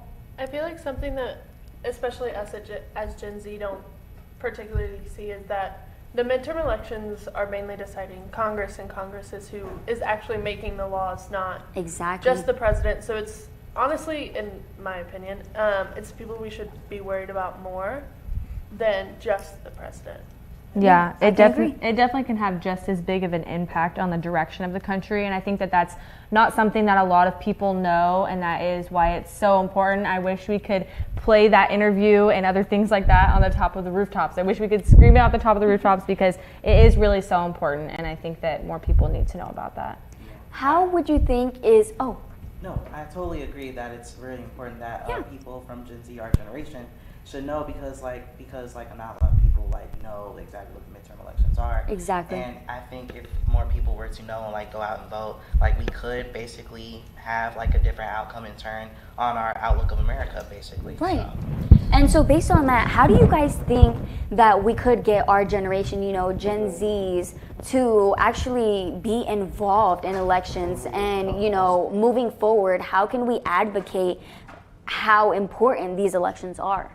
I think the number one thing is making people think that their vote matters. Yeah. I think that in recent years, and I specifically recall the presidential election, where people would be like, oh, I'm not going to vote, my vote doesn't matter. Right. When in actuality, if so many people have that thought, it's obviously going to add up. And no voters, right? And so I think that the number one thing is getting people to realize that it does matter. that this democracy only works if you take advantage of it. And I think that that's the number one thing. Obviously, as college students, there's different scenarios where, you know, you may not be able to vote as easily, and accessibility is something we were talking about earlier as well with the poli-sci students. So I think that having accessibility to voting and voting laws is something that's going to be really important. And again, I just think changing people's minds. Yeah. Yeah, just really advocacy, just really reaching out to especially the younger generations, because I feel like a lot of campaigns that personally I saw were directed to older generations, not specifically to us. You know, we're on social media, we're on, you know, things of that sort. We're not really on TV commercials or anything like that, but the ads that I did see on social media just weren't necessarily targeted towards us. So, you know, just really knowing, you know, you're not just representing the older generation, you know, it's in unison, you know, you're supposed to represent all. And especially since we are lacking the young voters, that should be someone who you are targeting your audience to. I also feel like education over the voting process could be a bigger one. Coming from a family who neither one of my parents ever voted while we were growing up, when I became 18 and like had the option, like I had no idea of what the voting process was like. I can say I was in the same boat. Yeah, potentially educating more people our age of what the process is like to get registered to vote and how to like actually go vote. I think would be something that would make huge improvements. Definitely, for sure. I totally agree. Like, if we actually have like more like education, like more educators, or even like just talk about like what midterms are, what the election and why they're important, I think it would like have a bigger turnout. Because like, again, like you said, like your parents didn't vote. Well, my parents really didn't talk about anything about the elections. Like the only thing I knew of was like the presidential election. Other than that, I didn't know like what was going on like in my own hometown, what was going on in the state, anything like that. So I think it's important that we have educators and even just family members talk about it. Yeah, I can definitely agree with that. And it also comes about, you know, who you hang around as well. Because, you know, now that I've been talking to you more and you're in that, you know, political realm, I'm just like, wow, like this is a whole different world that, you know, like I really can have an impact in. So, you know, it's really great to just even know people who are in that world and who are more knowledgeable on the subject. Well, I'm so glad that I could kind of help you to see this other side of things. That means a lot. I'm always glad to help educate people.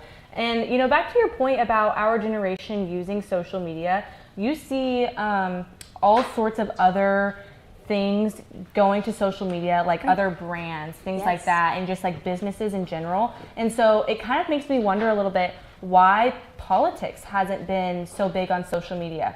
You know, you look at the way that social media is able to not only connect us to other people, but to brands, like I said, organizations, companies. And so it just makes me wonder, you know, if candidates truly cared about getting their information, their insight, their issue, things like that to the younger generation, then they should go to social media. So it kind of makes me wonder if maybe, you know, because we lack that, that voter, those numbers of voters, it kind of makes me wonder just a little bit if maybe that's why, is because they're not taking advantage of social media. And maybe if they would, then younger generations would start to pay more attention, because really we talk about grassroots issues. That's where you're going to change it. You know what I mean? Yeah, that's for sure. Yeah. So thank you guys so much for joining us. And this was a conversation. We have much to come when we come back on UINDY TV election night coverage.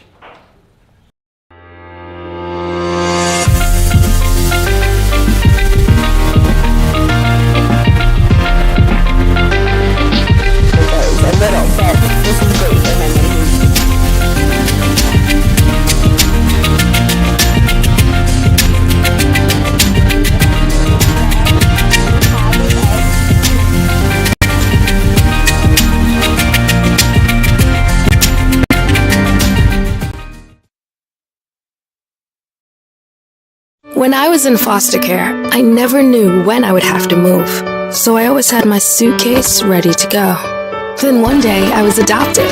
My new parents opened their hearts and home to me. My parents cooked my favorite breakfast for me every morning. My My parents take me on trips I never thought I would go on. They gave me a home and an even better reason to use that suitcase. My parents aren't perfect, but they're perfect for me.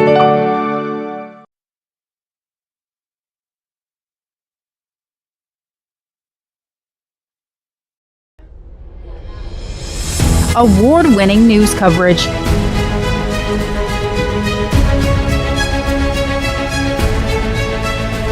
Brought to you by ethical journalists that care about you.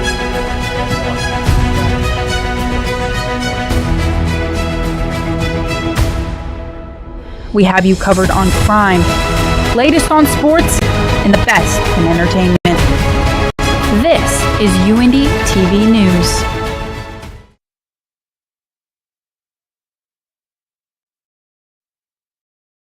When I was in foster care, I never knew when I would have to move, so I always had my suitcase ready to go. Then one day, I was adopted. My new parents opened their hearts and home to me. My parents cook my favorite breakfast for me every morning. My parents take me on trips I never thought I would go on. They gave me a home and an even better reason to use that suitcase. My parents aren't perfect, but they're perfect for me.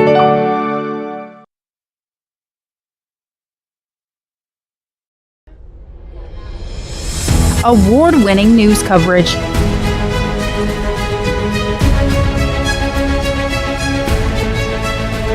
Brought to you by ethical journalists that care about you.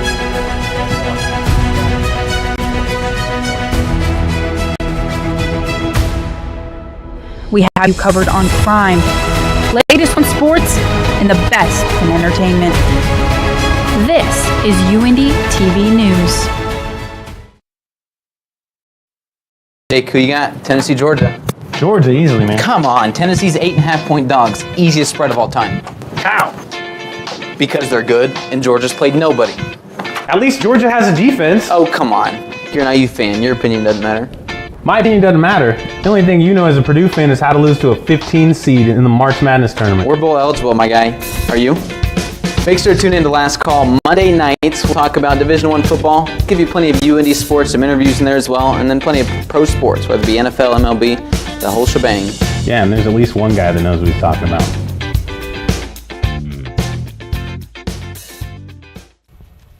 Welcome back to UINDY TV. I'm Kendall Pearson here, joined with Sam Gailey, and we have live updates from the field on the election of 2022. Right now, I just kind of want to talk about the main polls that have been closed for the Senate, House, and Secretary of State.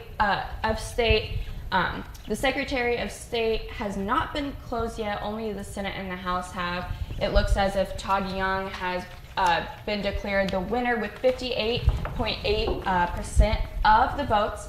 And the House, there is 7 seats that have won, and on the Republican side, and 1 seat that has won on the Democratic side. Now it seems that the Secretary of State, Diego Morales, he is Republican again, and he has 54.8% of the votes. And Destiny Wells, who is the Democratic side, she has 39.5% of the votes. But I kind of want to go and talk about the early voting in Indiana. Sam, if you want to tell me a little bit about that. The early voting, definitely 40% says right here that was Democratic, and 48% was Republican. So definitely utilizing that mail-in voting, that early voting, definitely is key in Indiana, especially for me, especially for college students who are unable to get back to their hometown to vote. There has been a lot of my friends, at least, that weren't physically able to get back to where they needed to go to be able to vote. So we actually have some close Senate races here across the country, actually. Mm-hmm. Kendall, what do you have on that? Yeah, sure. So for Georgia, so far we have Walker in the lead is in the lead with 49.5% of the votes. But Warnock for Georgia actually has 48.6% of the votes. So it is a very close race. I bet people are very stressed out in Georgia. For Florida, they already closed their polls. You know, it's about almost 10:30 p.m. here in Indiana, so the polls are starting to close. Like Florida, Rubio has been declared the winner for the state of Florida. He has 58.4% 57.8% of the votes, while Dominguez has 41.2% of the votes. Now, North Carolina, their polls are still open, as well as Ohio. Bud is in the lead for North Carolina with 50.9% of the votes. Beasley has 47.0% of the votes. And then for going back to our neighbor Ohio, Vance has 54.2% of the votes for the Republican Party, and Ryan has 45.8% for the Democrat side. We also got some other races to see, especially in Arizona. It looks like Boozman just came in with 64.6% of the votes, and his counterpart James collecting only 32% of the votes there. So maybe not a close race, but a race that just concluded. Yeah. Definitely Pennsylvania Fetterman has collected 51.2% of the votes. I know the poli-sci table was talking about that earlier about how that'll affect. And then Oz definitely collected some votes, not enough to eke out a narrow victory. And then lastly, we have the race between Barnes and Johnson. Looks like Barnes is ahead of Johnson literally by 0.7. Right. There's a lot of close races here. They're freaking out there in Wisconsin. But let's go ahead and jump to the House election results. So all 435 of the House seats are up for election this year, and of those, 212 currently belong to the Republicans and 220 belong to the Democrats, with 3 seats that are available. Assuming Republicans retain the one vacant formerly held by a Republican, the party would need a gain of 5 seats to take the House majority back from the Democrats. So far, we have 218 seats that are needed for control. We got 50 Democrat, 91 Republican. So that is the update on the House election results. Definitely, I think the Senate and the House, 2 big things, 2 hugely voted for areas within our government. I mean, definitely you need voices and their expertise.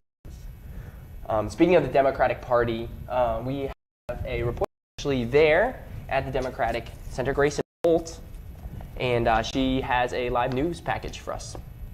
Thank you for joining us. You have been campaigning for a while now. How did you feel leading up to this race, and how do you feel now? Well, I'm obviously, I don't want to say heartbroken, but I'm obviously not thrilled with the results today. I called out Senator Young about 20 minutes ago and wished him well, and wished him well for the next 6 years, and I meant every word of it. And, I worked real hard for the last 14 months. I drove 75,000 miles. I raised $1.6 million. So I put a lot of work in, and obviously it wasn't the results we wanted, but that's what democracy is, and the people spoke, and I respect the voters. Exactly. You've had a lot of good changes. Do you plan on running again? I'm not sure, I'll be honest. I mean, at this point right now, it's still a little raw, so I got to get back and look at the numbers and count the votes, and I don't even know how well I did in my own precinct, so I got to get home and count the votes, but obviously it didn't turn out the way we wanted it to today. But, I'm a pretty tough guy, so we'll see what happens down the road. You still have a lot of things that you want to change. How now are you going to, you can name some of those things that you want to change? I know that you're concerned with voting rights, reproductive rights, education, and healthcare. Is there anything that you can do now to impact that? I'm always going to be a champion for the causes I believe in. I'm not shy, and I'm not going to suddenly become shy. But at this point, because I'm not going to be in the role that I hope to serve Hoosiers in, it's going to be more appropriate to address those concerns to our senators, Todd Young and Mike Braun. So, but obviously, I'll keep doing my role as an advocate to keep on trying to improve our state. So, thank you so much, and thank you so much for meeting with us. Back to the studio. Thank you.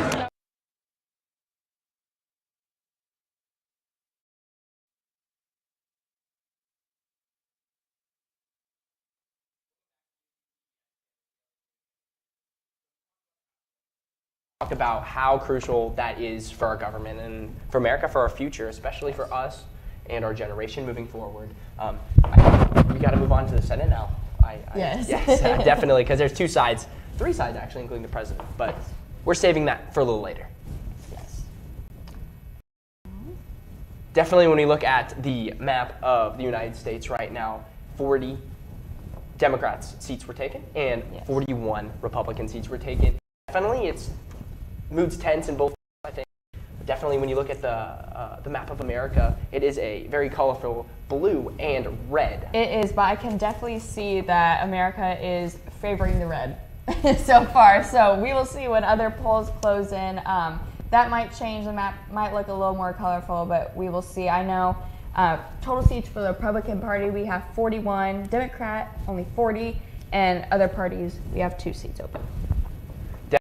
Definitely. States that have not reported in yet include Oregon, Idaho, Nevada, Utah, California. Definitely those are some of the when you're talking about elections, when you're talking about who is going to take those seats, those are definitely key battleground states where that vote is really needed in order to pass policy, to pass changes. Yes, and I kind of want to talk a little bit, since Indiana polls have basically already closed, Todd Young is a projected winner, and so far he is beating McDermott over by 20%. I kind of just want to hone in on the different areas of Indiana and what their sides are. So I see here, looking at this map, definitely favored McDermott a little more, definitely more on the Democratic side, as well as Lake, Tippecanoe, Marion, and Monroe. And then basically the rest of the state is red. There is still a few of the few parts of the state are libertarian, such as Jackson, Crawford, and Spencer. Yeah, definitely. Like the table was talking about earlier, definitely getting to the polls was definitely a very hard thing for some Hoosiers, and across America, like you talk about, like some of the ballots not being able to be counted properly. You're talking about weather impacting people's journeys to get to places. But everybody should take part in elections. I think voting is very key for especially America about going forward, because you're talking about policy, you're talking about laws, you're talking about abortion, you're talking about all of these key points that are going to go forward in America. Well, thank you so much, Sam. We are going to throw it back to the poli-sci table.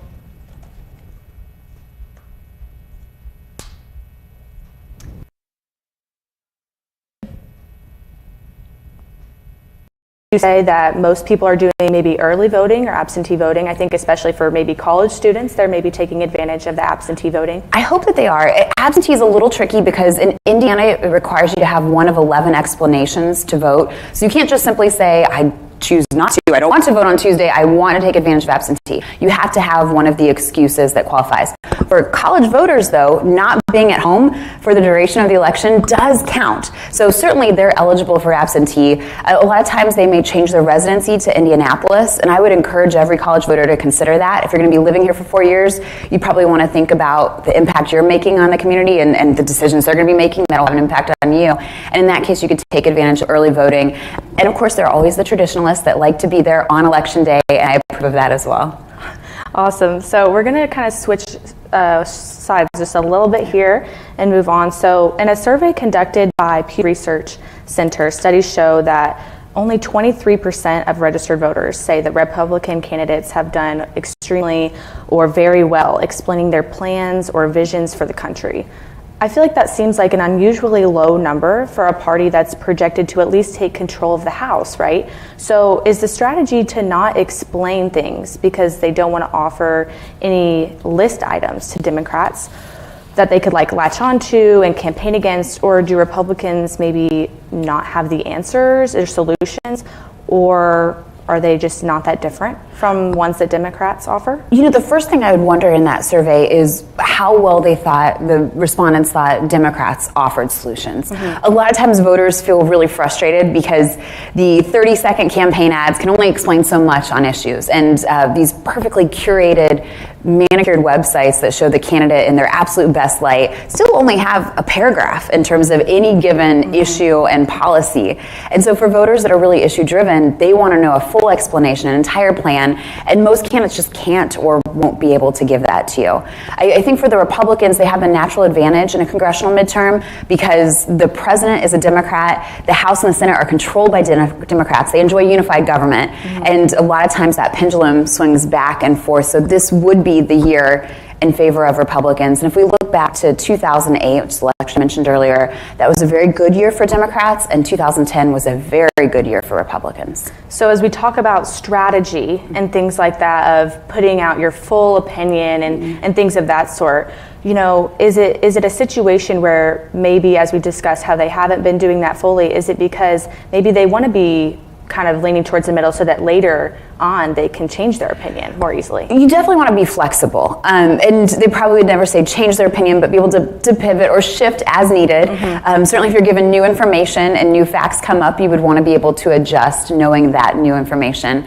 But I think there's also this calculus of understanding the voter and knowing that there are a couple key issues, as we said, like crime, inflation, abortion, that are driving most people out to the polls.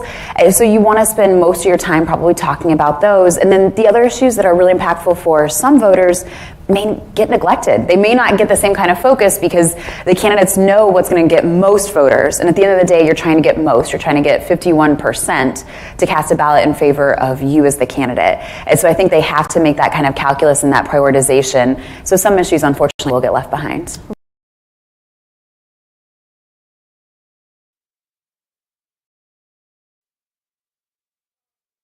So when we talk about campaigning and social outreach and community outreach, things like that, every candidate's goal obviously is to win their respective race, of course. So what kind of strategies have you seen from these candidates, and do you think that they are going to be effective in reaching their goal? Sure. So communication is the first thing. And actually, I was watching TV this weekend and I saw lots of ads, even for state legislative races. And typically, you don't have a lot of advertising for that. But being able to communicate what it is you do, why you're better than the opposition.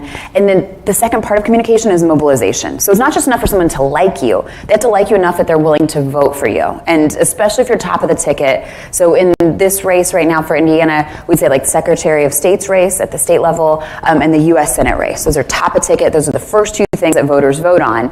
They're really driving mobilization and turnout. So those candidates in some ways have more of an onus and a responsibility, because someone who's running for prosecutor probably isn't the reason people are going to necessarily vote, but once they vote, and that's further down the ballot, they will ultimately cast their ballot in that way. So communication, mobilization, and then making sure, of course, you get people to turn out. I think all of those are essential. And we're seeing in 2022 more utilization of social media, more utilization of grassroots efforts, and that can be really impactful in terms of that ultimate turnout goal, having people come out and cast a ballot for you. Of course, thank you so much. So, in your expert opinion, what do you see as the outcome for the election? Do you think the Democrats will retain control, or will the Republican Party gain control of one or both ends of Capitol Hill? Or do we maybe see a split coming? I would suspect a split, and there's nothing wrong with divided government. As a political scientist, I enjoy that. I think it's great to have representation of all sides. But most of the projections show that the Republicans will likely take the House. The Democrats should be able to maintain the Senate. And that in and of itself, being able to have divided government within Congress, will be very interesting to watch. And of course, projections can be wrong, but I think that's what we would expect to see. Absolutely. So if it is potentially split control, what do you think that will look like for the future of legislation? I mean, will it make room for potential compromise between parties, or will it cause a sort of maybe a log jam or a stop and not allow for change?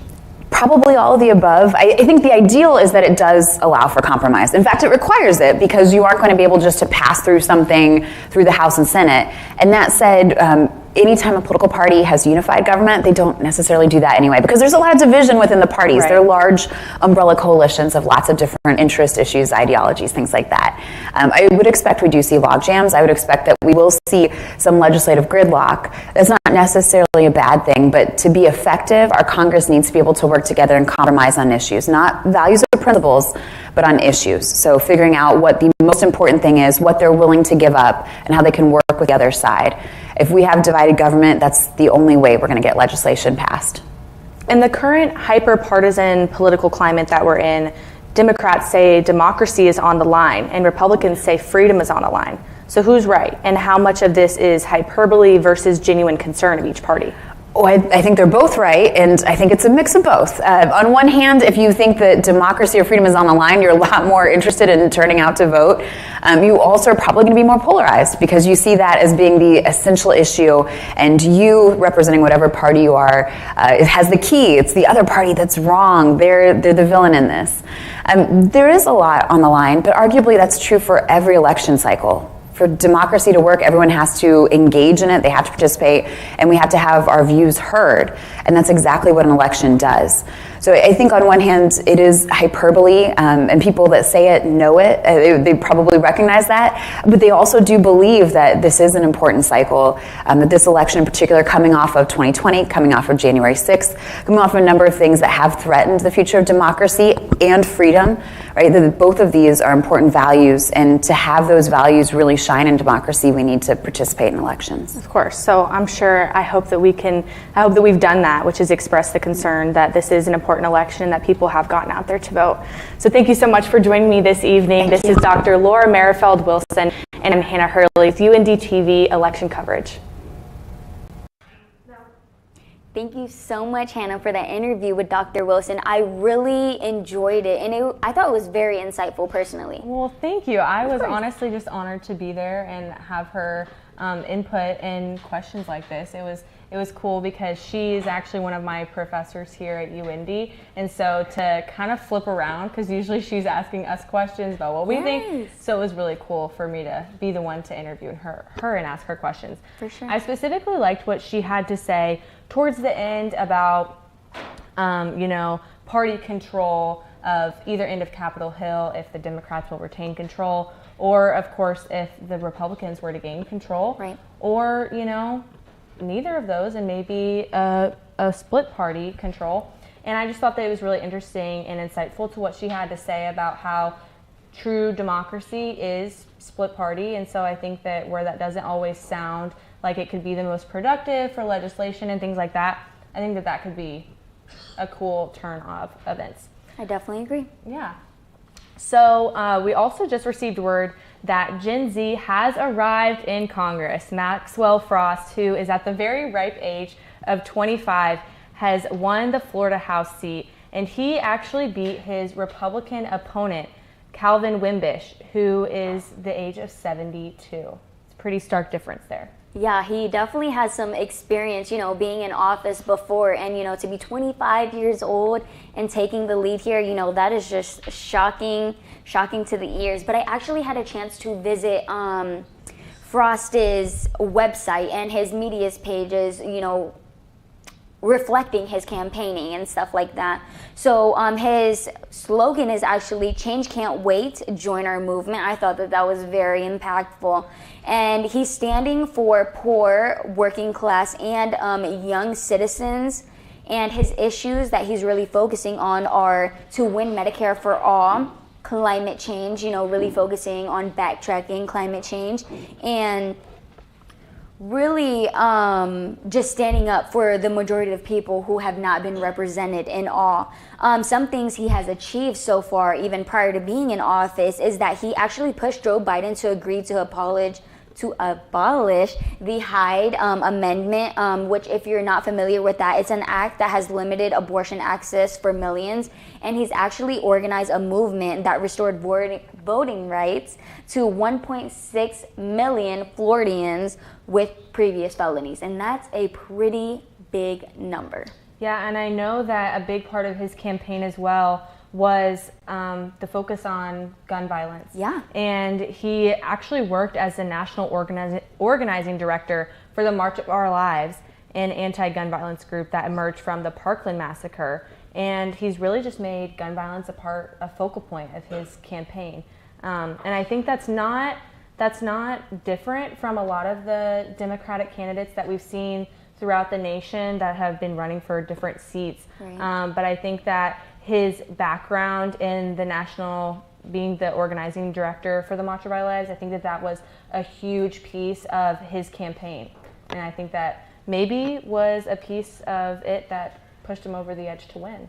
Yeah, I definitely think so as well. He definitely stands for a lot of social injustices and social right movements, as I've looked through his sites, and I've just, began to glimpse over, what he stands for as a person. It came to a complete shock to me that a 25-year-old, Gen Z, a part of, us, we're literally right there with him, has literally won a place in office, and it's baffling to me.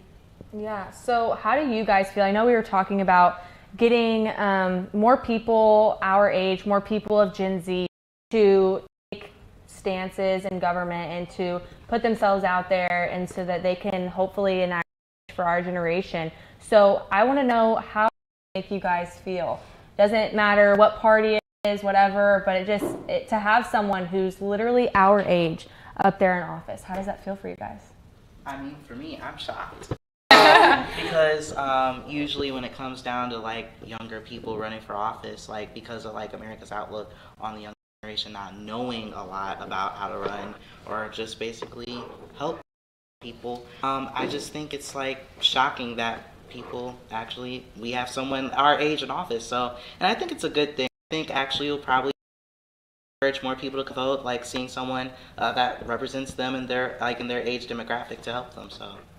Yeah, and I think especially with him focusing his campaign on such hot button issues, especially going to resonate with the younger generation.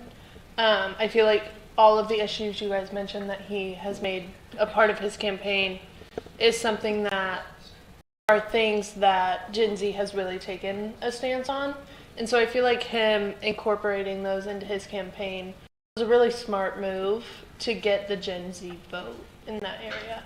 Yeah, absolutely. So when you talk about campaign strategy and things like that, so you think it was maybe a part of his campaign strategy to talk about those hot button issues where sometimes we see candidates in their campaigns, they don't want to necessarily take a full stance on one side of an issue or another because they are really hot button topics, and some people tend to be a little bit more moderate in their beliefs and values and things like that. So, but you think that maybe that was a part of his campaign strategy to take a specific stance? I think it definitely could, because I feel like people our age are very like, they don't really like a gray area. Right. So like they either want you to be for something or against something.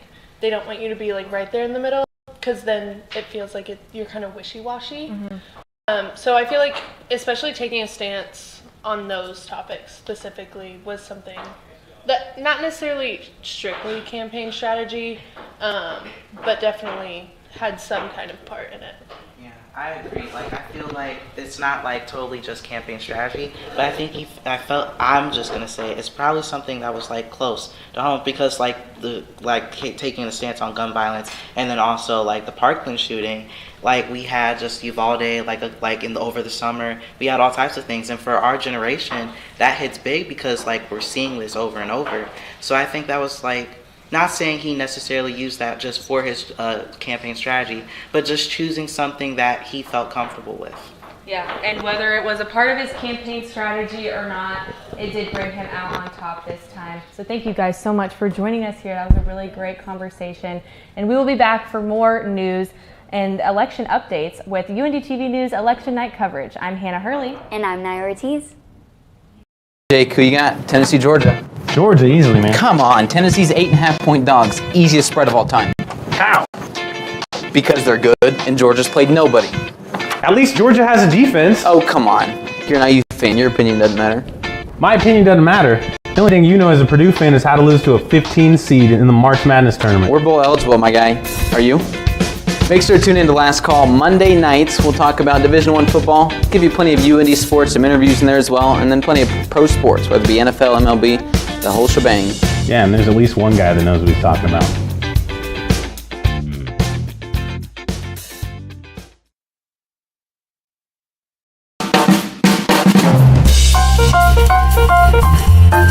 Hey, it's Giselle here on 88.7 WICR. 88.7 The Diamond, the only jazz and classical station in Indianapolis, completely led by the students of the University of Indianapolis. Listen to us on iHeartRadio, TuneIn app, FM radio, HD radios, or even on our website at wicronline.org. A different kind of public radio.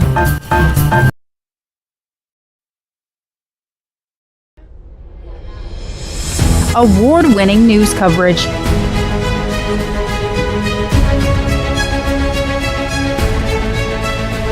Brought to you by ethical journalists that care about you.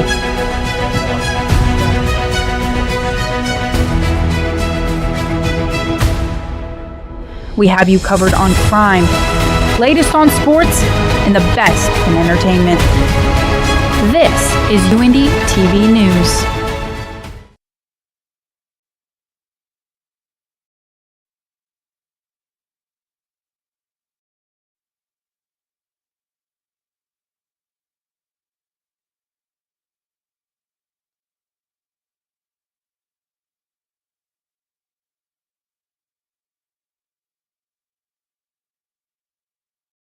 I'm Smokey Bear, and I made an assistant to help you prevent wildfires. Dude, I've got this. I've been camping since I was 5 years old. But I am a camping influencer. You know what? I'll bet you $5. Okay. Assistant Smokey, what is the best way to put out a campfire? To put out a campfire, drown with water, stir, drown again. Then make sure the fire is out cold by feeling with the back of your hand. Wait, really? I'll take the $5.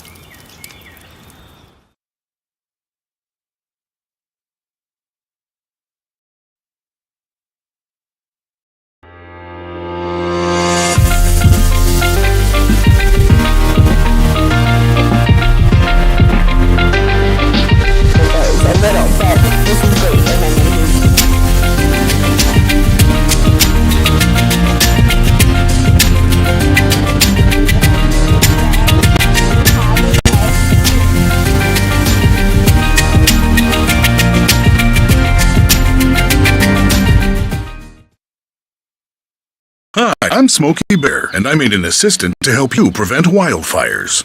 Dude, I've got this. I've been camping since I was 5 years old.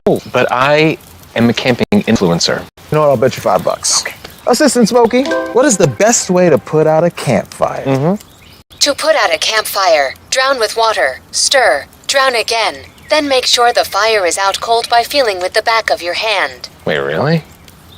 I'll take the $5.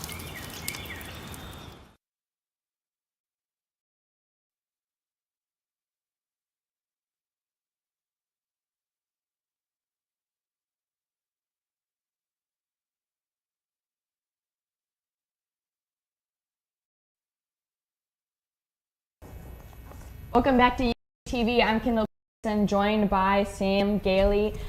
So Todd Young easily just won his second term for the U.S. Senate tonight. And speaking of that, Texas Republican Greg Abbott has won his third term election. So, you know, that's pretty impressive. Right. To win 3 times in a row. I know. He has something that people do want to invest in for the future of the state. Yeah, so they both got reelected. So who knows this year is going to hold for them. But also, you know a little bit about Pennsylvania's election results. Yeah, John Fetterman has come out with 49.8% of the vote, where Mehmet Oz out with 47.8, a very rate. The demographic, and also turn both people. That shows how both the base is for both the Democrats and Republicans are. When we come back, we'll have more live from UINDY TV. Worried about your friend, but don't know how to reach out? You could say how are you or get a fake tattoo. You could ask with an app if it works for you. You could chat with them in VR. It's all good if you think you should check in. Yeah, you should. Whatever gets you talking. Reach out to a friend about their mental health. Whatever gets you talking. Learn how you can help at seizetheawkward.org. Jake, who you got? Tennessee, Georgia. Georgia, easily, man. Come on, Tennessee's 8.5-point dogs. Easiest spread of all time. How? Because they're good, and Georgia's played nobody. At least Georgia has a defense. Oh, come on. You're an IU fan. Your opinion doesn't matter. My opinion doesn't matter. The only thing you know as a Purdue fan is how to lose to a 15 seed in the March Madness tournament. We're bowl eligible, my guy. Are you? Make sure to tune in to Last Call Monday nights. We'll talk about Division I football, give you plenty of UINDY sports, some interviews in there as well, and then plenty of pro sports, whether it be NFL, MLB, the whole shebang. Yeah, and there's at least one guy that knows what he's talking about.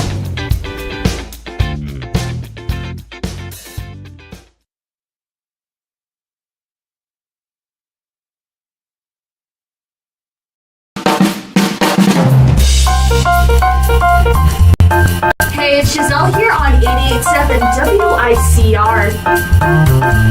88.7 The Diamond, the only jazz and classical station in Indianapolis, completely led by the students of the University of Indianapolis. Listen to us on iHeartRadio, TuneIn app, FM radio, HD radios, or even on our website at wicronline.org, a different kind of public radio.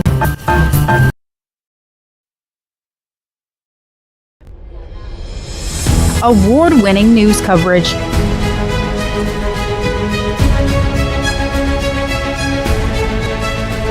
Brought to you by ethical journalists that care about you.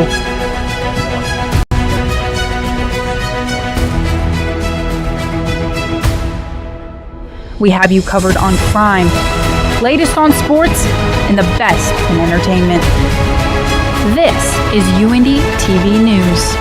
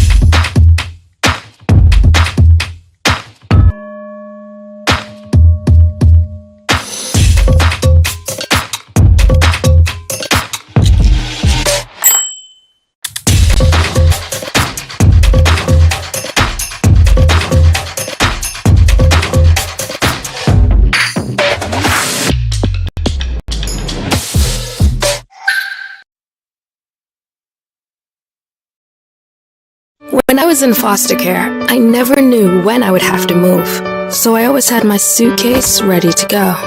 Then one day, I was adopted. My new parents opened their hearts and home to me. My parents cook my favorite breakfast for me every morning. My parents take me on trips I never thought I would go on. They gave me a home and an even better reason to use that suitcase. My parents aren't perfect, but they're perfect for me. Back to UINDY TV, we are now joined by Nathaniel, who is at the Republican headquarters.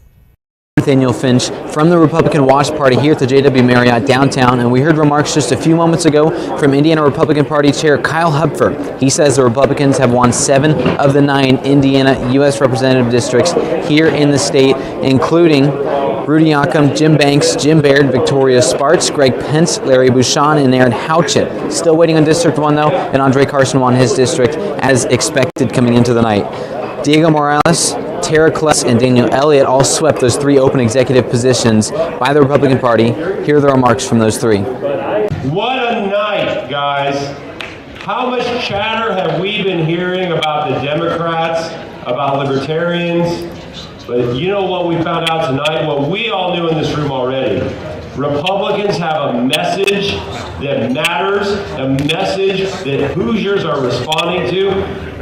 Across the state, Republicans have come out to make sure that this team, this statewide team, represents us at the State House. I am excited for what we have done and what we will do in the future. But mostly I want to thank the voters of Indiana for trusting a guy from the country to get out there and get some work done. You know me, you know I'm not afraid of hard work, and that's exactly what we're going to do at the State House. So I just want to thank Indiana for the honor of continuing to serve as your Chief Financial Officer another 4 years. Thank you. Upon assuming office in 2017, almost 6 years ago, I have a lot of my amazing team members here. We got straight to work. We revamped the Indiana Transparency Portal. We rebid every major project. We changed an ancient payroll system. We instituted internal controls, and we started paying bills in half the time, and the list goes on and on. But I'm telling you, there's a lot more to do, and I'm super confident with the team that we have, many of whom are here today, that we will continue to build on those successes, making sure Indiana is fiscally strong and resilient, and most importantly, keep Indiana working for you. Thank you, and God bless. And please let me introduce Diego Morales! The truth always prevails. Let me say that again.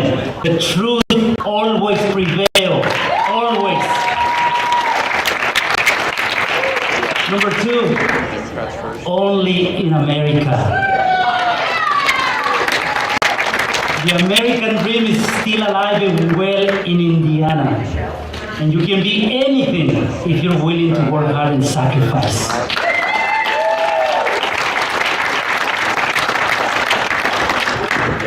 Sí se pudo.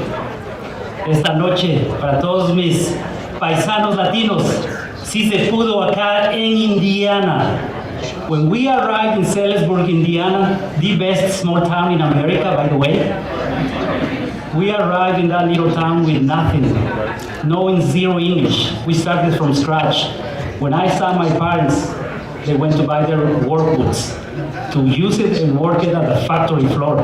Now, Dad and Mom, you have a son elected as the next and first Hispanic Latino Secretary of State in the history of Indiana. This is America. This is why this country is so exceptional. You can be anything. My commitment to you is that I will work as hard as I've been doing to make you, all of you, proud and take this office, the legacy of all Secretaries of State, to the next level.